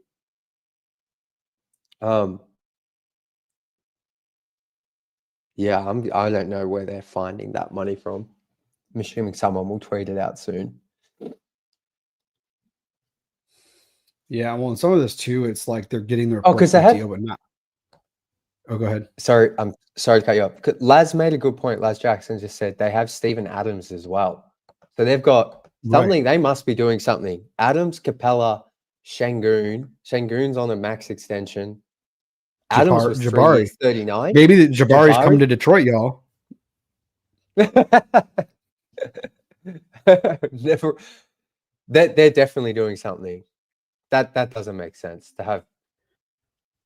Like Capella and Adams makes no sense at the money they've signed for. Just note there has been nothing that's on the Schroder going to the Kings. There's been no information about what that deal is, so that tells me it's probably a sign and trade, or there's still more to come. Just to keep an eye on for us or freaking out. Just I realized that we hadn't. Talk about that yet. Here we go. Caris LeVert is a Piston. Oh, gross! No. So that means. Gross. So that means where are you seeing this? Crosses 2 names off at once. Shams. I hate this. I absolutely hate this. Wow. So they're 2 years, $29 million. So is that's a mid-level? Yeah, I'm double checking on that number. Okay. Yeah, that's 2 years of the mid-level. Okay. All right.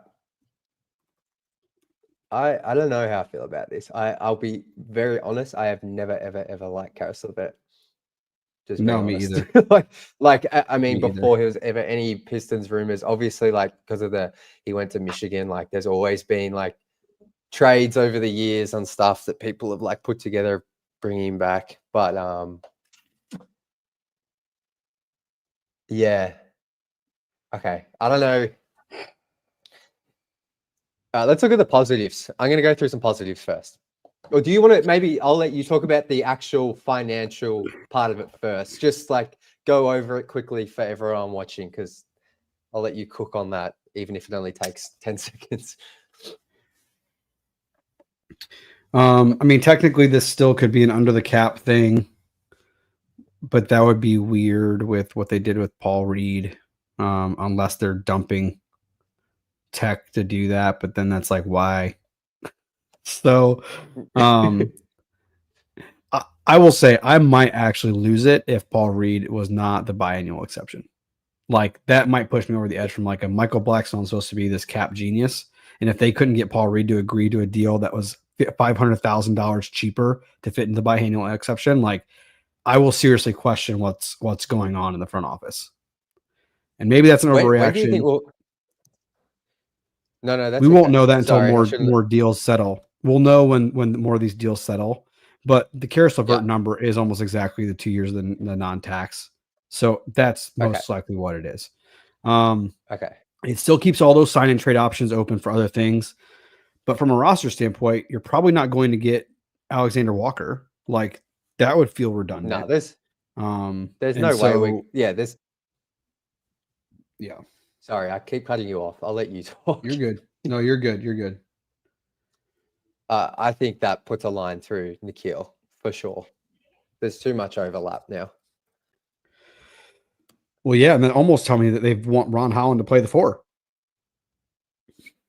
Ron's trading for Jabari. Unless well, I hope we're getting Jabari. But it feels like we are. I don't know. I am very interested to see what the Rockets do. We'll say that. Apologies, I'm just multitasking here, chat. I'll come. Let me get this off. Okay.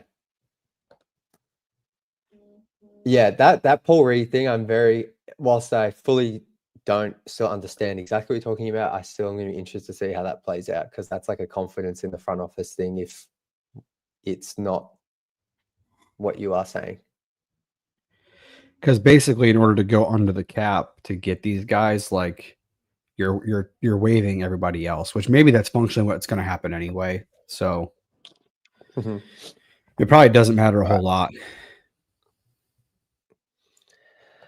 I mean, look, if I'm being honest, it felt like this was going to happen.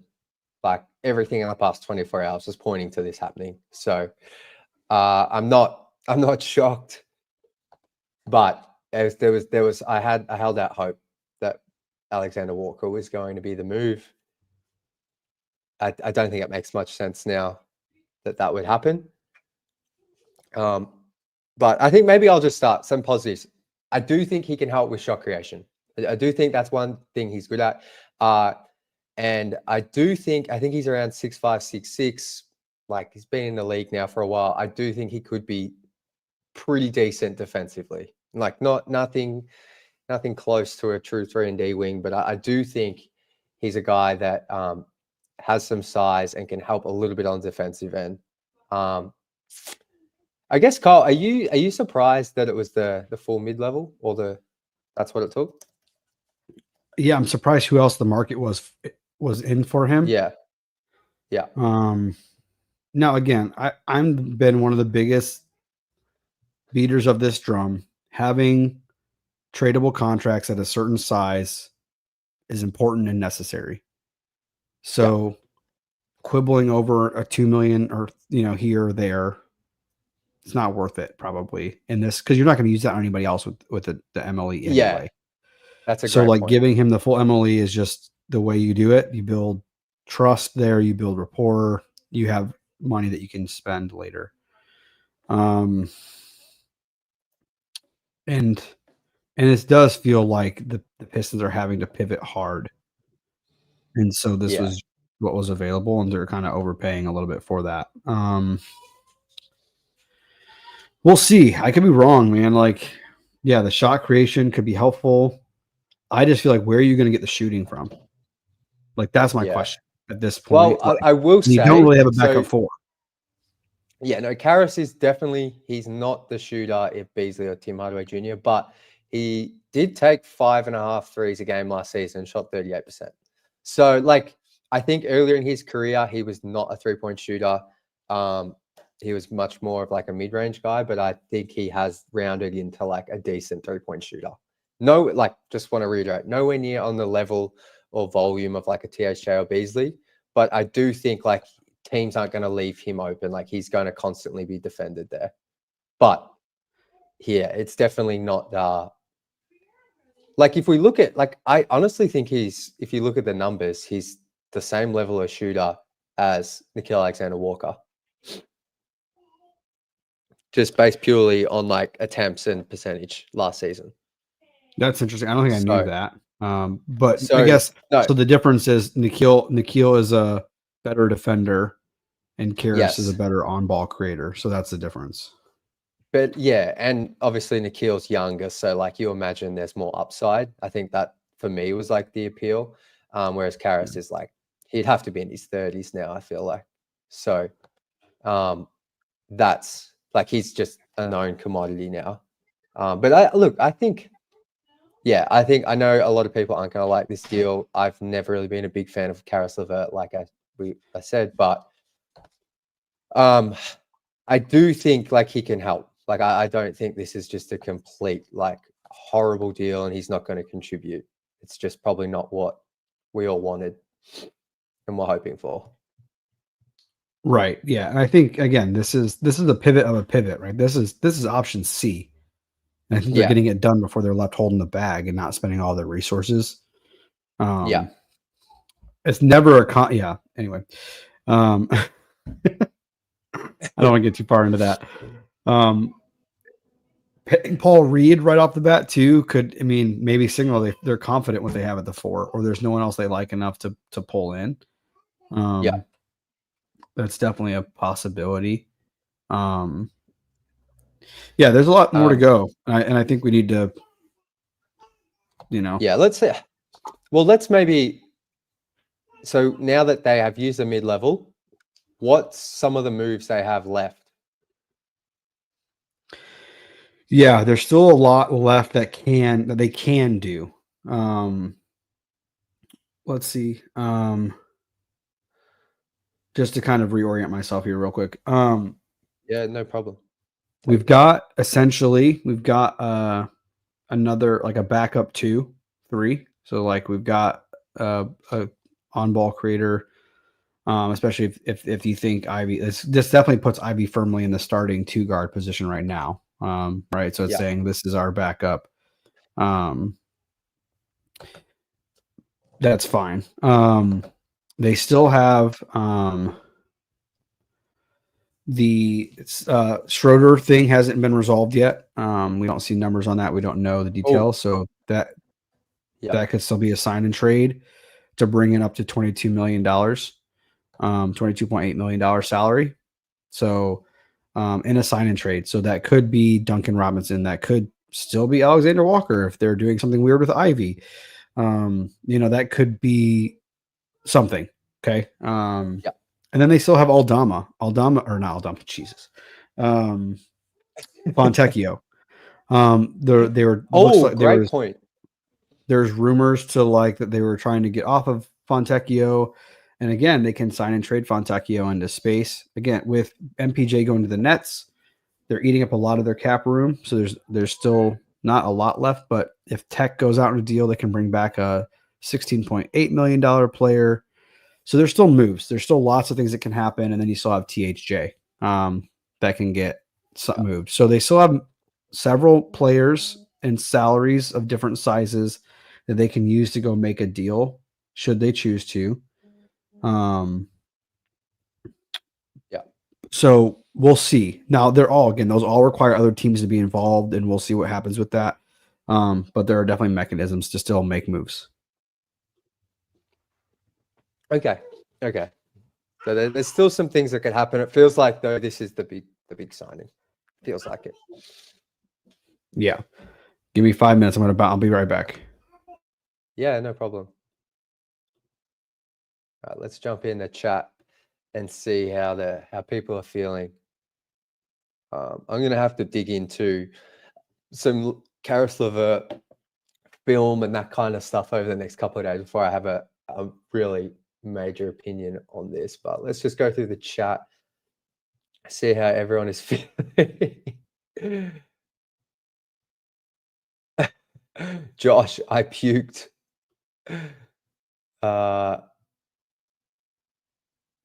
Devon, hope you're well, my friend. What have you said? Can't talk, but solid pickup. Beasley kind of screwed us, but better defender and still solid 6-man. I agree. I think what Karras can bring is some shot creation, some much needed shot creation, mind you. And he has developed into like a better 3-point shooter. Like earlier in his career, he was around 32, 31%. But in his past, where are we looking here? Oh, wait, the stats are really up here. So last season he shot 37% from 3 on 4.5 attempts. And then he shot season before that in Cleveland, he was only 33% on 4 attempts. But then the season before that, he was close to 40%. So look, definitely not an elite 3-point shooter, but I do think he's a guy that's going to knock them down from deep, especially when he's open. I don't think he's going to be this a player that teams can't defend. I'm just trying to find his percentages here in the mid-range because I feel like that's where he can be pretty useful for the Pistons. Yeah, 40% on the mid-range, which is really solid. 45%. So I think the creation stuff, I think he can pass a little bit. Definitely not like a playmaker by any means, but 4 assists on his career.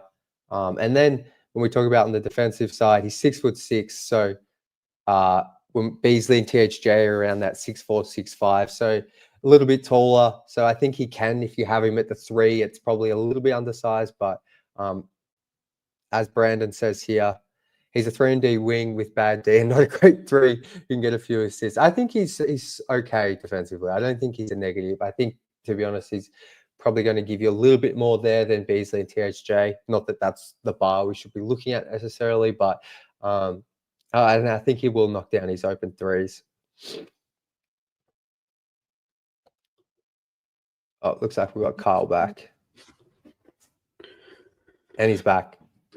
I'm back. I will be honest, so far, most of the chat is not overly excited about Karis LeVert, but that's to be expected.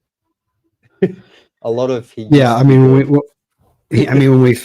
we thought we were getting potentially a true 3-and-D wing or a big upgrade at the 4, a true 7-footer that could put the ball on the floor and score, like that's going to move the needle a lot more than this.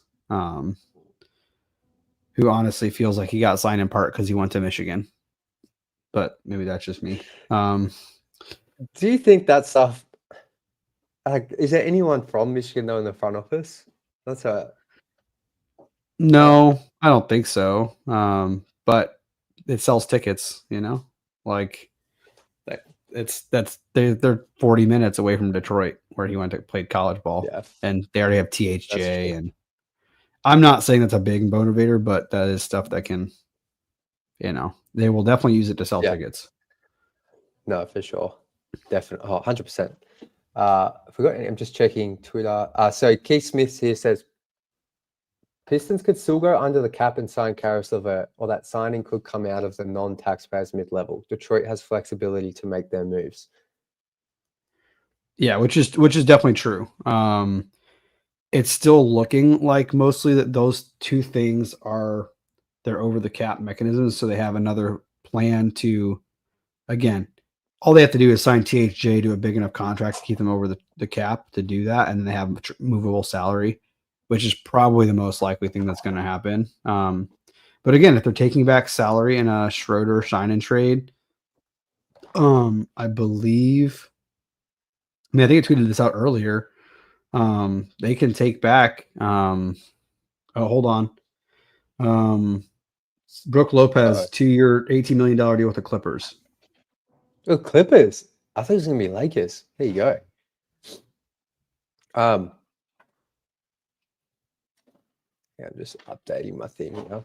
Oh yeah, LeVert played for JB in Cleveland, so that's something to keep in mind. I didn't even think of that at all. Yeah. I guess that is a positive. I think. So there's familiarity, and the coach obviously signed off on him. Being. Should we maybe being a player to bring in? Yeah, I didn't even think of that. So that's a good call. Let's quickly I don't know where I can find this. So with Spot Track, obviously it won't have.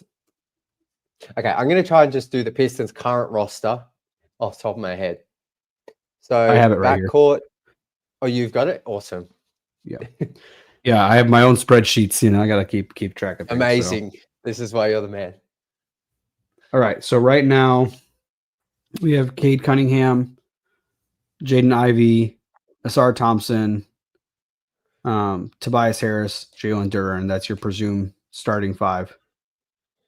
And then you have Isaiah Stewart, Sasser, Fontecchio, Ron Holland, Karis LeVert, and B-Ball Paul, and Bobby Klintman. Those are all the players who are currently under contract.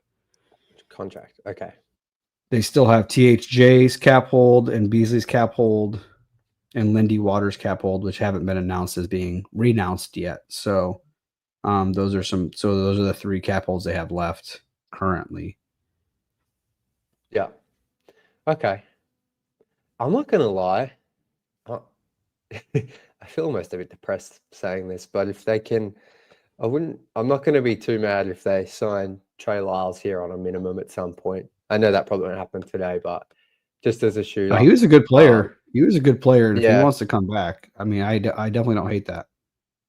Like, I know it's a move no one's going to be excited about, but just looking at how things have played out so far, not that I ever thought we were going to get Brook Lopez, but with the stretch big market, I'm like kind of not opposed to Trey Lyles.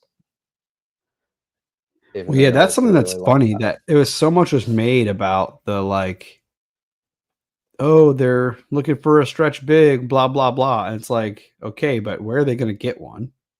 Like teams don't let those guys just go if they're any good. And you have Stu, who was shooting at a good clip last year and has shown over a couple of years that can shoot it, and they didn't play him that way.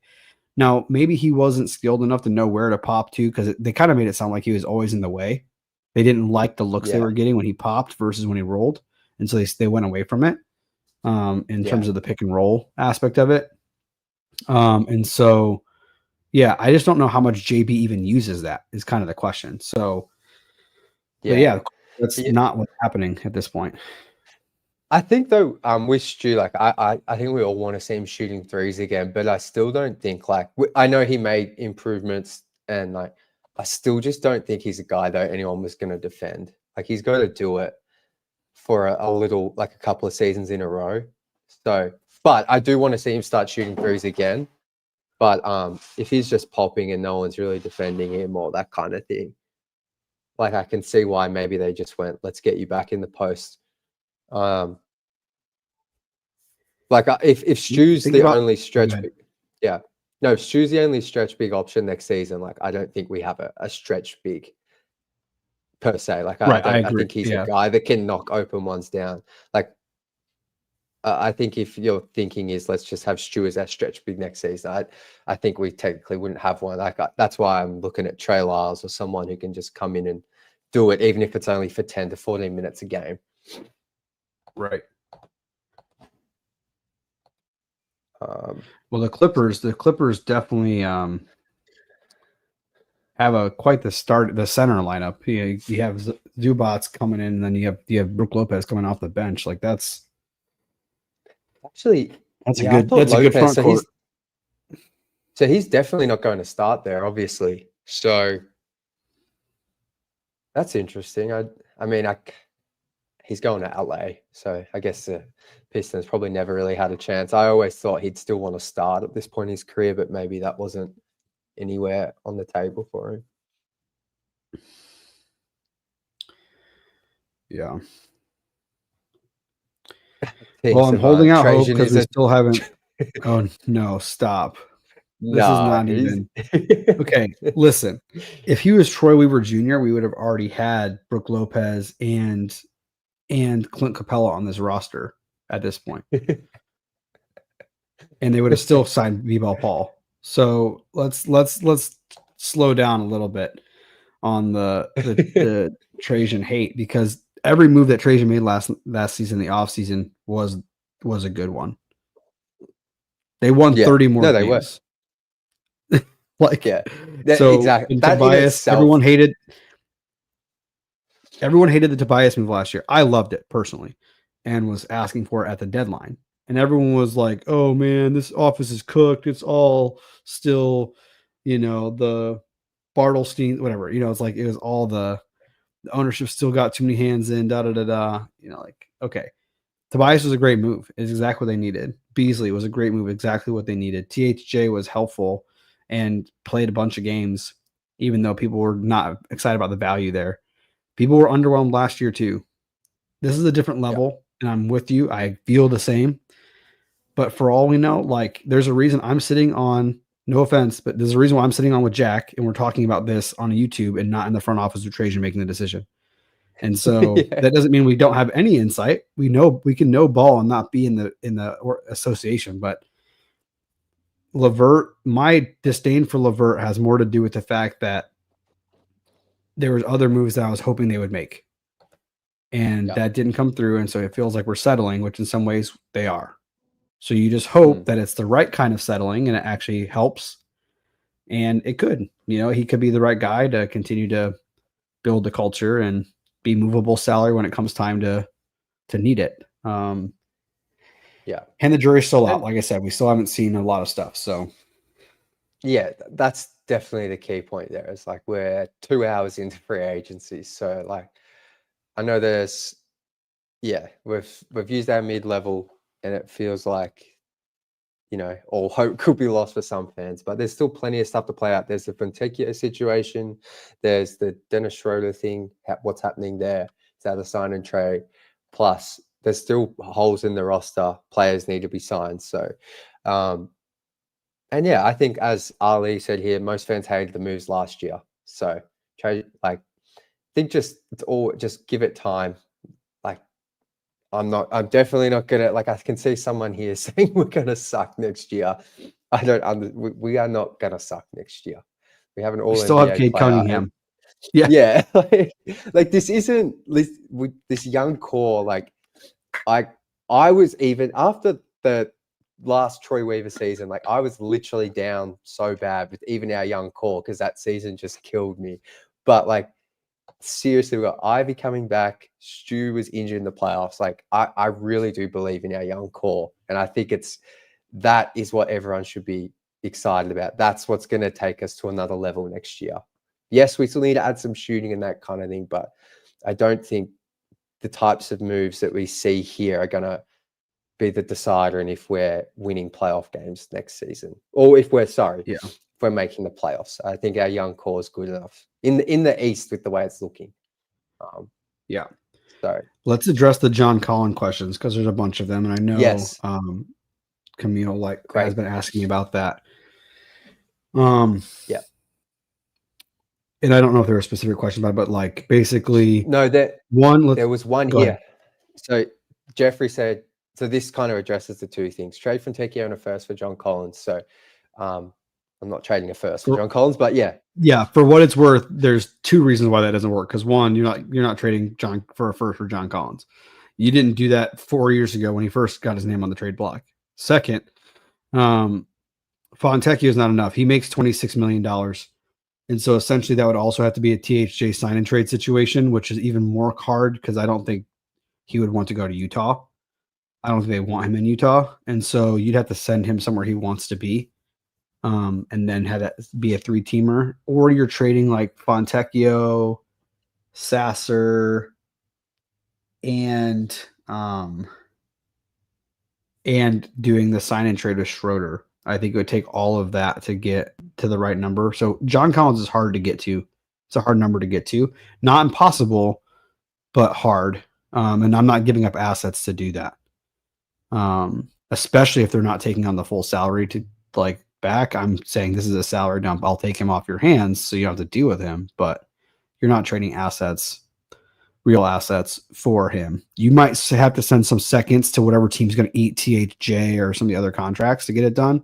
And I don't mind that. But you're not trading real assets for him. Yeah. I was just updating the ticker here. But yeah, the John Collins one that's very interesting.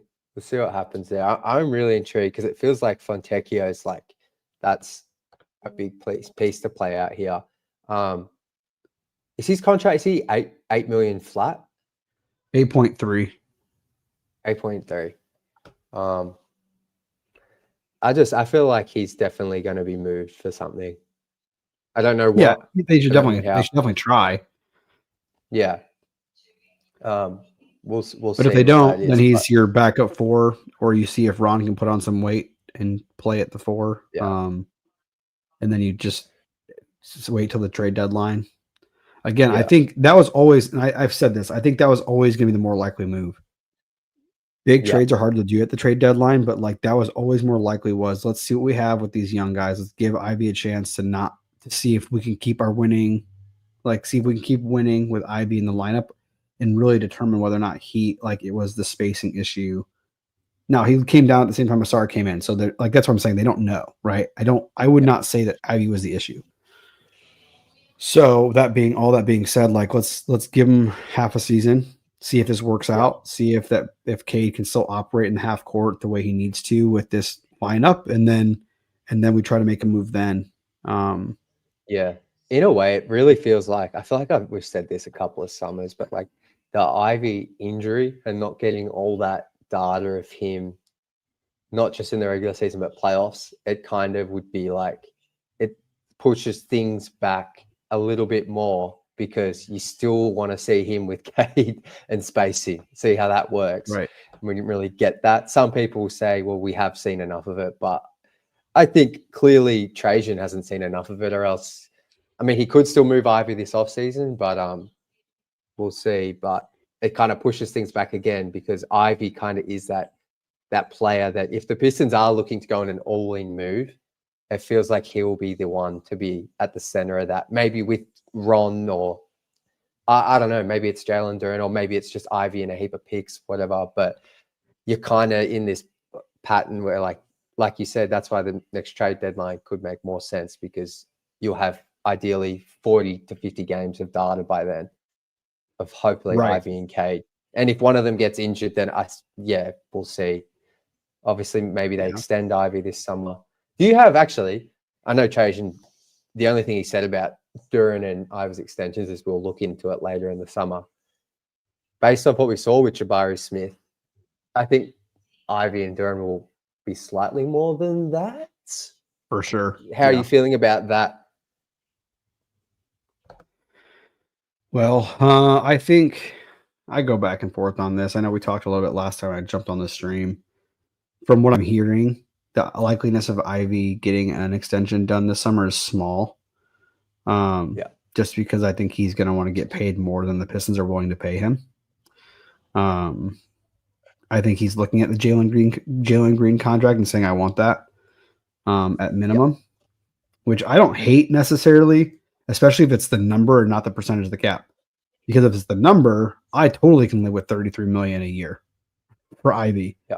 Like for 3 years, worst case, if he's bad, then the following year you trade him, not a big deal. Like scoring guards can be moved at that number. It's not terrible. If he wants percentage of the cap, we're talking almost $40 million a year and like average annual value over 3 years. Yeah. That's a little different. And we're seeing how hard Jalen Green's contract was to move as it was. Now, I think he's been better than Jalen Green, and I think he's been more consistent than Jalen Green. So, of course, that's the floor.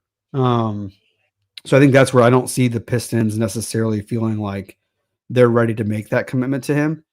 And I don't think he's going to budge on that number just because he got injured, because injury isn't one to expect to have like long-term effects. Like it wasn't like an ACL. It wasn't anything like that. It was a clean break. It should be fine. Duren, on the other hand, I'm comfortable with Duren at $25 million a year.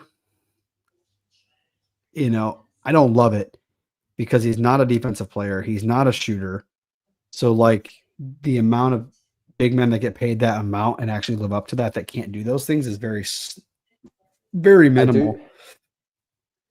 I think if they pay him that figure, 25, that they do believe he can get there defensively. He did grow in the second half of the year, and I actually thought he was pretty solid in the playoffs. Like Cat exposed him, but Cat's like Cat's. That's why Cat's Cat, to be honest. Like Stu can guard Cat, but that's why Stu's Stu. Like, to be honest. Right. Jake Fisher is reporting Atlanta and Minnesota are in active conversations on a sign-and trade for Nickeil Alexander-Walker. At this point, that's not a surprise. But yeah, that makes sense. You've been all over that. Yeah. So Luka Garza. I know, yeah. I saw that. 2-year, Hilarious. 5.5, fully guaranteed to the Boston Hey, Celtics.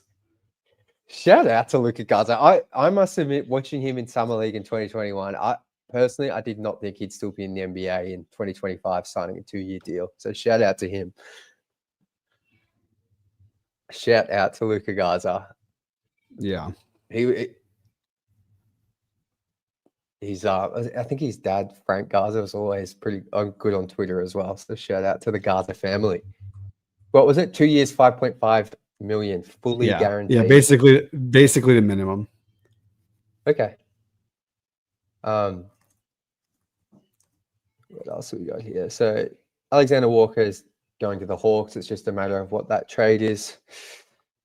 Who else we got on the board? I feel like they have to bring back Tim Hardaway Jr. Yeah. Oh, who would you prefer, Tim Hardaway Jr. or Duncan Robinson?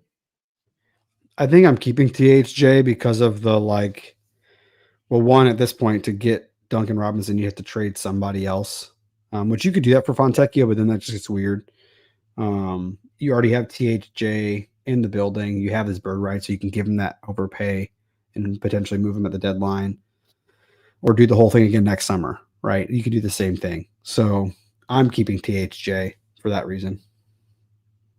Yeah, I think I really want THJ back now. I'm not going to lie. Based off the Levert signing and what's going on with Beasley, he was kind of the third on the list for me of the key vets, but now he's because I think the thing with THJ, I think he cops a lot of flack because he is like a streaky shooter, but teams guard him to like a crazy level, like because of the volume. And I actually thought he was like pretty solid in the playoffs. He's definitely better than Malik. And I think that continuity factor as well, bring him back. I think he's good for the culture. So, sorry if you've already done this, Kyle, but if they re-sign THJ, what are some of the options they have to bring him back? Just as a quick refresher. They have his full bird rights, so they can sign him to any deal they want. Okay. And I think I asked you before, but it doesn't matter at what time. That won't affect any cap space they have. If they stay over the cap, no, it will not. And if they don't, then that gets really hard to bring him back. But they will. They're going to do that to stay over the cap. So they almost have to at this point to stay over the cap, unless they make another move with Schroder or whatever. Yeah. Okay. All right. Let's see what happens. I think I've probably got another 10 to 15 minutes on here. Does that work for you, Kyle? Let's see what happens. Yeah. Whenever you have to bounce, we can bounce, and I'll pivot to. You're gonna go jump over on just sitting on Twitter or see if Koo will let me up. We'll see what happens. Otherwise, I'll just be crashing out like everyone else on Twitter. So. So the Hawks have added Alexander Walker, 4 years, 62 million. So 18 million per year. I think that is pretty much below, what you mentioned. Okay. That's below what they could have done, for sure. Because that's 16. That's like 15 and a half. Okay. So yeah, that's a little more. That's just over the non-taxpayer mid-level. That's well, hold on. Is that right? That would you said it was 62 million? 62 by 4. Yeah. Yeah. Let's see. Sorry, my where is this? Teams definitely do guard THJ. I'm telling you, they do not leave him open. Yeah, they do. No, they don't. Do not leave him open. They do not. Yeah, they don't.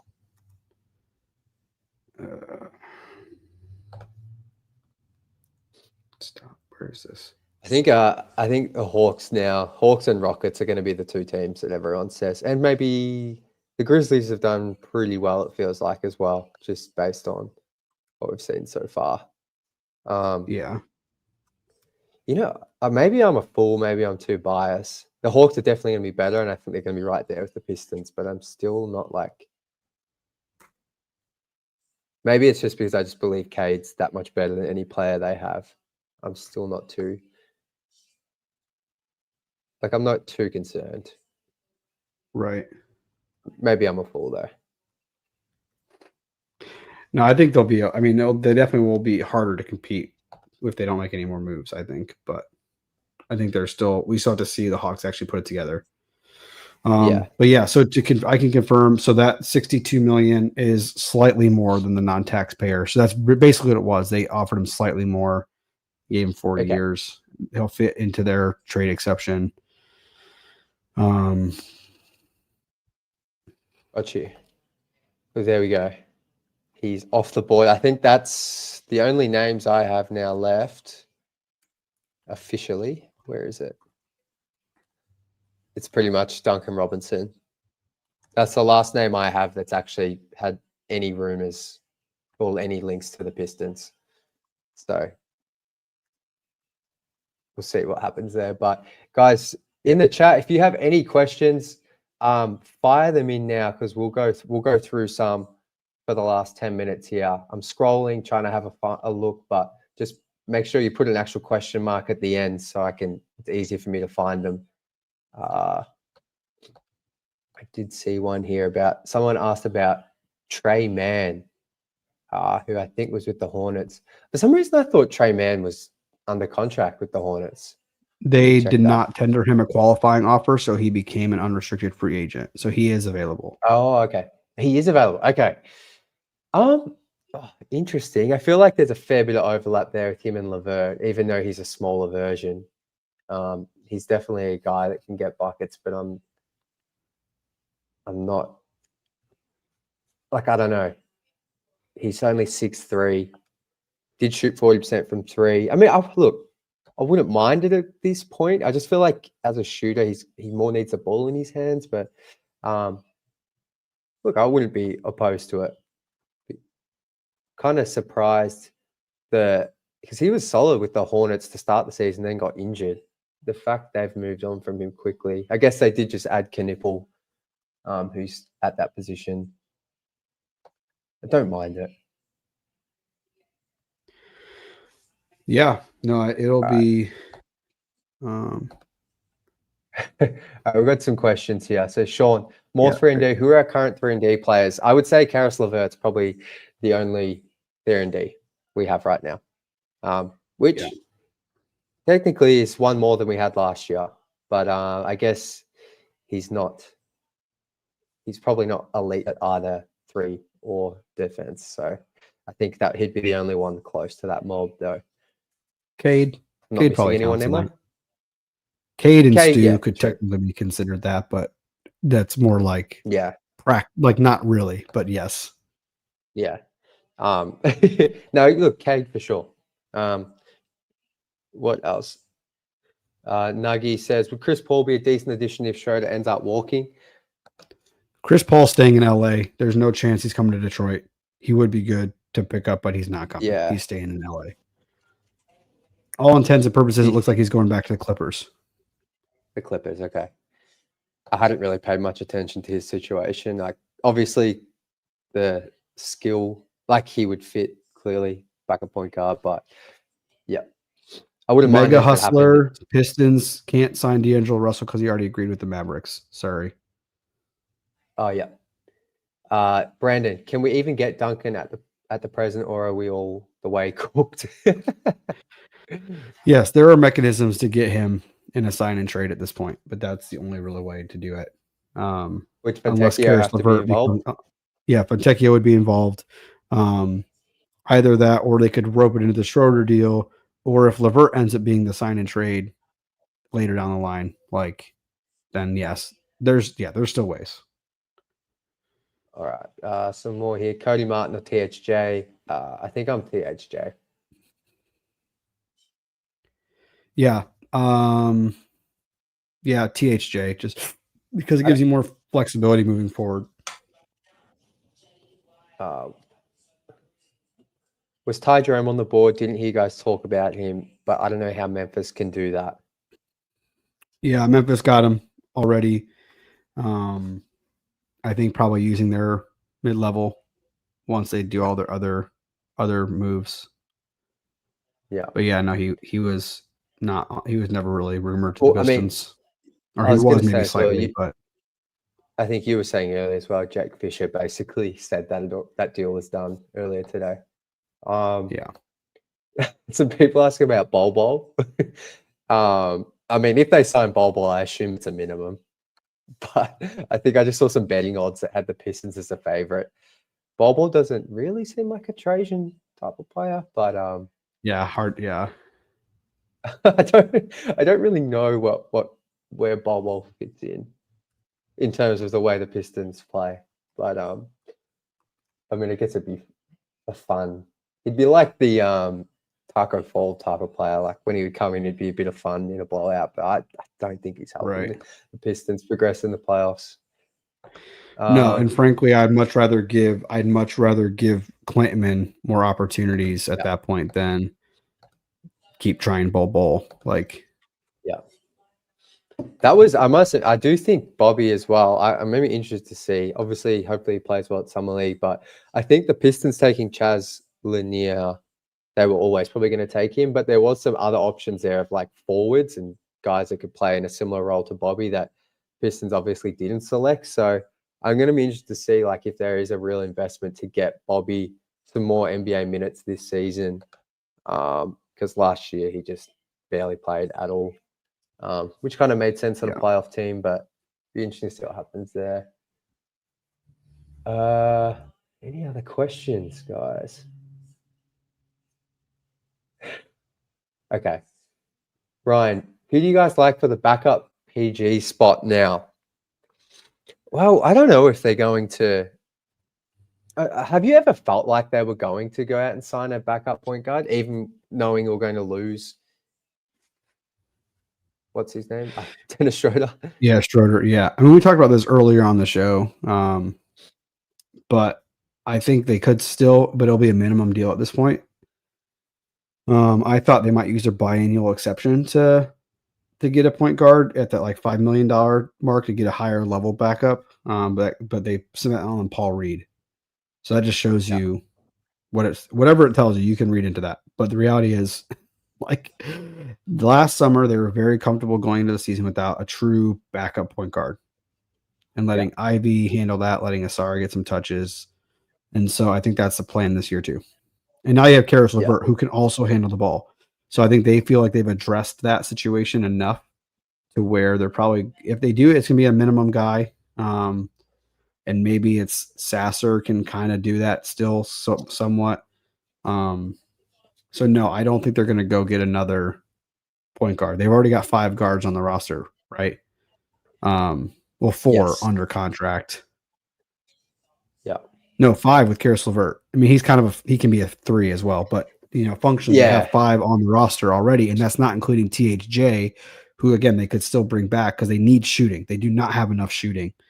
And so we saw what Cade can do with shooting around him. They're not going to all of a sudden abandon that. So they're not probably going to do that. No, you covered it well, and LeVert as well. Like we've spoken about it. Like he's an on the ball guy too, not a traditional playmaker, but he is a guy that plays on the ball. So I think whilst they don't have a true backup point guard, I think there'll be guys there that do handle the ball. Whether or not that's going to lead to success next season, I guess we'll find out. But there is guys that can handle the ball there. And I'm with you. I think I would much prefer to bring back THJ, a shooter, than probably add another point guard option at this point. There was a question here I wanted to get to. I've lost it now. Oh, Bradley's asking, any interest in Chris Boucher as a stretch 4 with some rim protection? He did kill the Pistons in one game last season. The Pistons still won, but yeah, I mean, maybe. Maybe. I don't hate it. I think I'm more if we're at that level, I think I'm more Trey Lyles, to be honest. I don't know, something about Boucher, like I feel like he's just a bit like thin defensively. Like I think I'd be probably more Trey Lyles. He's like bull, but maybe slightly okay. Yeah. No, that's a great good comparison. So Michael Scott O from Hoops Hype is reporting Tyus Jones and Shams is just Tyus Jones agreed to a 1-year, $7 million deal with the Magic. So that was probably the biggest name for a backup point guard left on the board, apart from Chris Paul, feels like. So that he's off to the Magic. That's a really good addition for them. Yeah, I mean, the Magic are making moves for sure. I think that's the other side with, everyone can make fun of the Pistons fans for crashing out 2 hours into free agency, but the reality is we've watched two teams that were below us push some chips in. I mean, Atlanta's not even having to push chips in, really. They're just having a great offseason. They got to take advantage of the Pelicans and got, Porzingis. They got better without giving much up, and then and here the Pistons are fighting for table scraps over Karis LeVert. Yeah. No, it's understandable, Definitely. No, definitely. I think the only people I push back on are like people are saying we suck, like we're not making the playoffs. But yeah, it is frustrating to watch. Maybe this is where we'll kind of end it for now. Like, do you think what do you think Trajan's plan is for going all in? Why do you think this isn't the summer to go all in? I guess. I think it more has to do with waiting. Yeah, because I think the mechanisms to go all in are much more challenging this summer because they don't have a lot of their big money guys are expiring. And so like that was part of it. Most of anything they're going to have to do is signing and trading their own guys as to send them back out. And also because Ivy, you didn't get a full season of Ivy. You didn't get a full season of these guys. So it's easier to trade guys when they've got their rookie extensions done because they can still be on reasonable deals, but like match salary. So I think that's why, is because he doesn't want to just trade all of his flexibility now and be stuck when they don't really know. I mean, the Pistons didn't even win a playoff series. So like to say that they're ready now to compete in a weak East is not necessary. I mean, it is kind of true, but we don't know that for sure. And so I think that's really why you have proof of concept. Now you got to see if you can build on it. And it's just some unfortunate things leading up to it that kind of put pop the balloon, if you will. So yeah, I think that's partly why. I think if they get some extensions done, you can see next summer being a summer they can move on things because they have matching salaries and guys that are maybe living up to it. But yeah, it's hard. You have to remember all these teams had good players that they traded away. So they had extra draft picks. They had extra flexibility. Like there's things teams, the Magic drafted well. And so they were able to trade guys and get extra picks. And then all of a sudden, they have the flexibility and the pieces now to go make a move to bring in their third best player. Whereas the Pistons don't even know who their second best player is yet. So like, if you spend all your assets getting your number two, if you spend all your assets getting a number two, it's really hard to get the number three that you need. Yeah. And so it's I think much that's easier I agree. It's much easier to go out and trade, I feel like, for a number three once you've got your two guys. And the Pistons, I don't think either of us are saying the number two's not on the roster, but we just don't know for a whole heap of reasons, injuries, poor front office from the past. So, no, I think those are all valid points. And the Beasley thing just absolutely sucks, to be honest, because it seems like you were talking about earlier, everyone was caught off guard by that yesterday. That's why they pivoted to Karis LeVert. But yeah, I think that going back to why hasn't Trajan gone all in, I think you kind of hit it nail on the head. It's like we still need to find out who that number two guy is. Who's it going to be? And we don't really know what archetype is best as the number two. Like that's the other thing. We don't really they don't have all that information. And so the last thing I'll say is between Ron and Asar, do you think one of those guys can be that? And maybe Ivy can too, but I think that's the question. Like Trajan has to think that, okay, like we have to at least see if one of these guys can develop a jump shot or develop into can Asar become a real offensive player, a real two-way player, or like he just has to be average offensively and be, all defensive level player to be like the second best player on the team. Can Ron, continue to develop defensively and develop a jump shot? Can he be a true number 2 scorer? Like those are the type of things that they need to figure out. And if you bring in a bunch of guys that are going to play over them, you'll never figure that out. And then you're like, so I think while it's disappointing and as we all want them to push the next level and be super competitive, I get the process that he's taking because look, it's probably not Ivy or Duran that's going to be those guys. It probably isn't. Ron and Asar are the 2 guys you actually have time this year to see if they can be that before you have to extend them. We're kind of already past that point for Ivy and Duran. Now it's just a matter of, can you bring them back on a reasonable deal and then see what happens? That's just the reality. I think that's where we are. Matthias has asked this a couple of times. Kyle Metz, the Levert deal means we're operating over the cap. I think that's my read of the situation, and I think it actually has more. I think the deal for Paul Reed is actually more indicative, or just as indicative, that they're going to be over the cap as the Levert deal.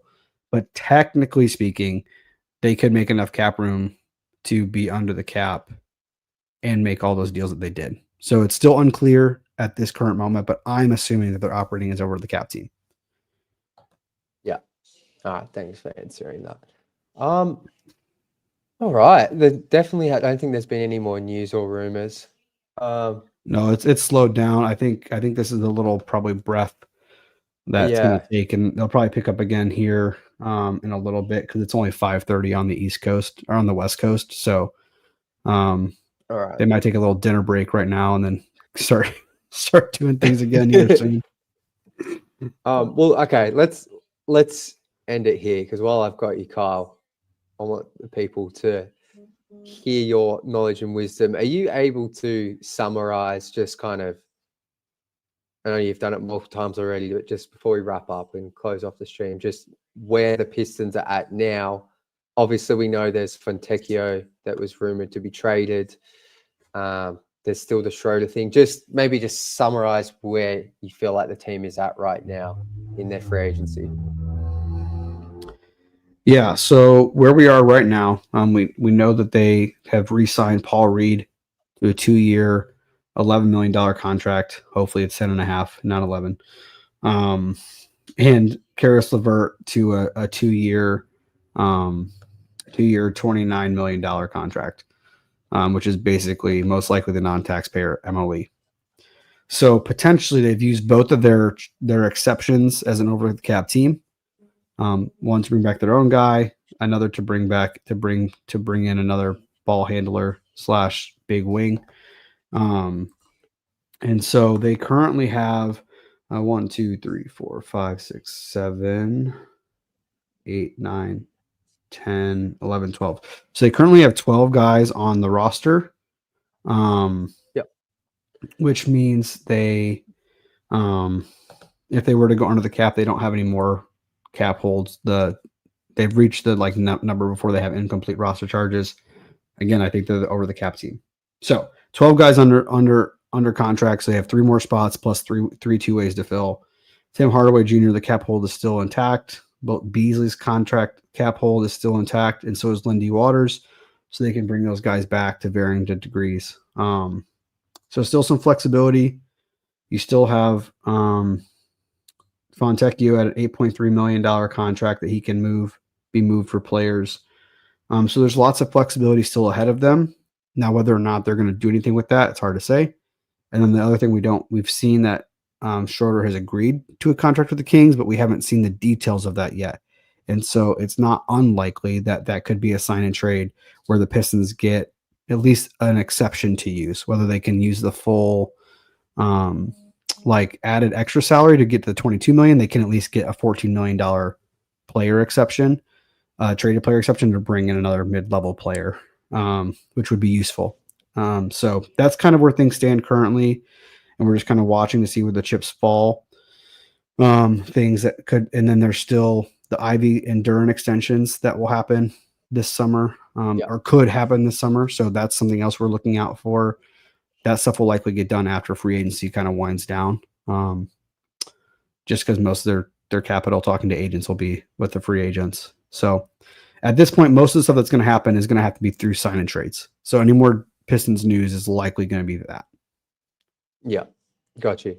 Okay, no, that's great. I know that's going to help a lot of people. It's certainly helped me. I think that's where we're gonna end it for now. I think we've covered a lot of it. Kyle, thank you so much for jumping on, my friend. No way I could do this show without you. Everyone, please go follow Kyle on Twitter at Kyle Metz 23. Is it the same over on Blue Sky? Yes. But yeah, really appreciate you, man, taking the time to do the stream. Help me, and we've had a lot of people tune in. For sure. And I'll just add a little cliffhanger for whatever your next video is going to be. Schroder, it looks like there might be a sign and trade involving Malik Monk. So hang on. Well, it's rumor, and I don't know if it's verified. Like, I don't know if it's like how legit. I'm just saying. So watch your Twitter, and maybe Jack will come on for a live reaction if that happens later. So sorry, you can't throw this in, because as soon as we were talking about as soon as we were talking about Dennis Schroder sign and trades, Monk was the first player that came to mind. But I'm like, they just re-signed him last offseason. Like, that would be a big get, I feel. I think that's wishful thinking, but I just saw it come by my timeline that maybe there's some rumblings of that. But again, that might just be wishful thinking from some random Pistons accounts, because I don't know why the Kings would do that. So, but hey, that'd be great if that is what it is. So keep watching Twitter, and I'm sure Jack would do an emergency stream if Malik Monk is somehow part of that deal. If something else big happens, we will. I might DM you. We might jump back on if you're still awake. But no, thank you to everyone for tuning in. I really appreciate it. Kyle, thank you so much, man, for spending 2.5 hours up here chatting free agency. Appreciate hit those likes and subscribes, guys. Let's get that up here before we close it out. For Jack, he does good stuff. We want to make sure we're supporting the content. So I appreciate you, man. This was a lot of fun. Wish we had more exciting things to talk about, but what we say, we got a couple of deals. Chew the meat out the bones, right? Like, we just got to enjoy life. Yes, exactly. So, okay. I'm sorry. I know we're trying to wrap this up. I think I just saw what you're talking about here. Some account called Run with Fox. Is that the one you saw that said? That's the one. And then I also see an Allen. Sorry, go ahead. So he's saying, sorry, everyone in the chat. So he's saying, seen tons of people talking about it. Let me, I can't close this stream without looking this up a bit more. We're junkies. Let me see. Okay, so this Matt George, I know, is a very valid person from the Kings, a media person. If what I was hearing this morning has any validity to it, there's a reason why the Schroder signing hasn't been confirmed. I believe it's 100% happening, but the Kings are working for more, and how they signed Schroder is part of it. Okay. That was from like 40 minutes ago. Well, and that may not even mean Malik Monk is coming back to Detroit. That could mean they're trying to move Malik Monk to another team and bringing Schroder into that rather than using their mid-level. So that's probably more what that means. Yeah, I think that's what that means. All right. Well, if something happens there, I'll probably jump back up on here and we'll break it down. But yeah, thanks again, Kyle. We actually are wrapping up this time. If you guys could like, subscribe, or just helps the channel keep growing. But I appreciate you, Kyle, and everyone in the chat. Sorry I didn't get to as many questions. It's been a hectic show trying to keep up with everything, but seriously appreciate everyone who's tuned in. It's definitely been the biggest live stream we've ever done over here. So thanks again to Kyle. That's going to do it, guys. Enjoy the rest of your free agency night. Peace. Peace.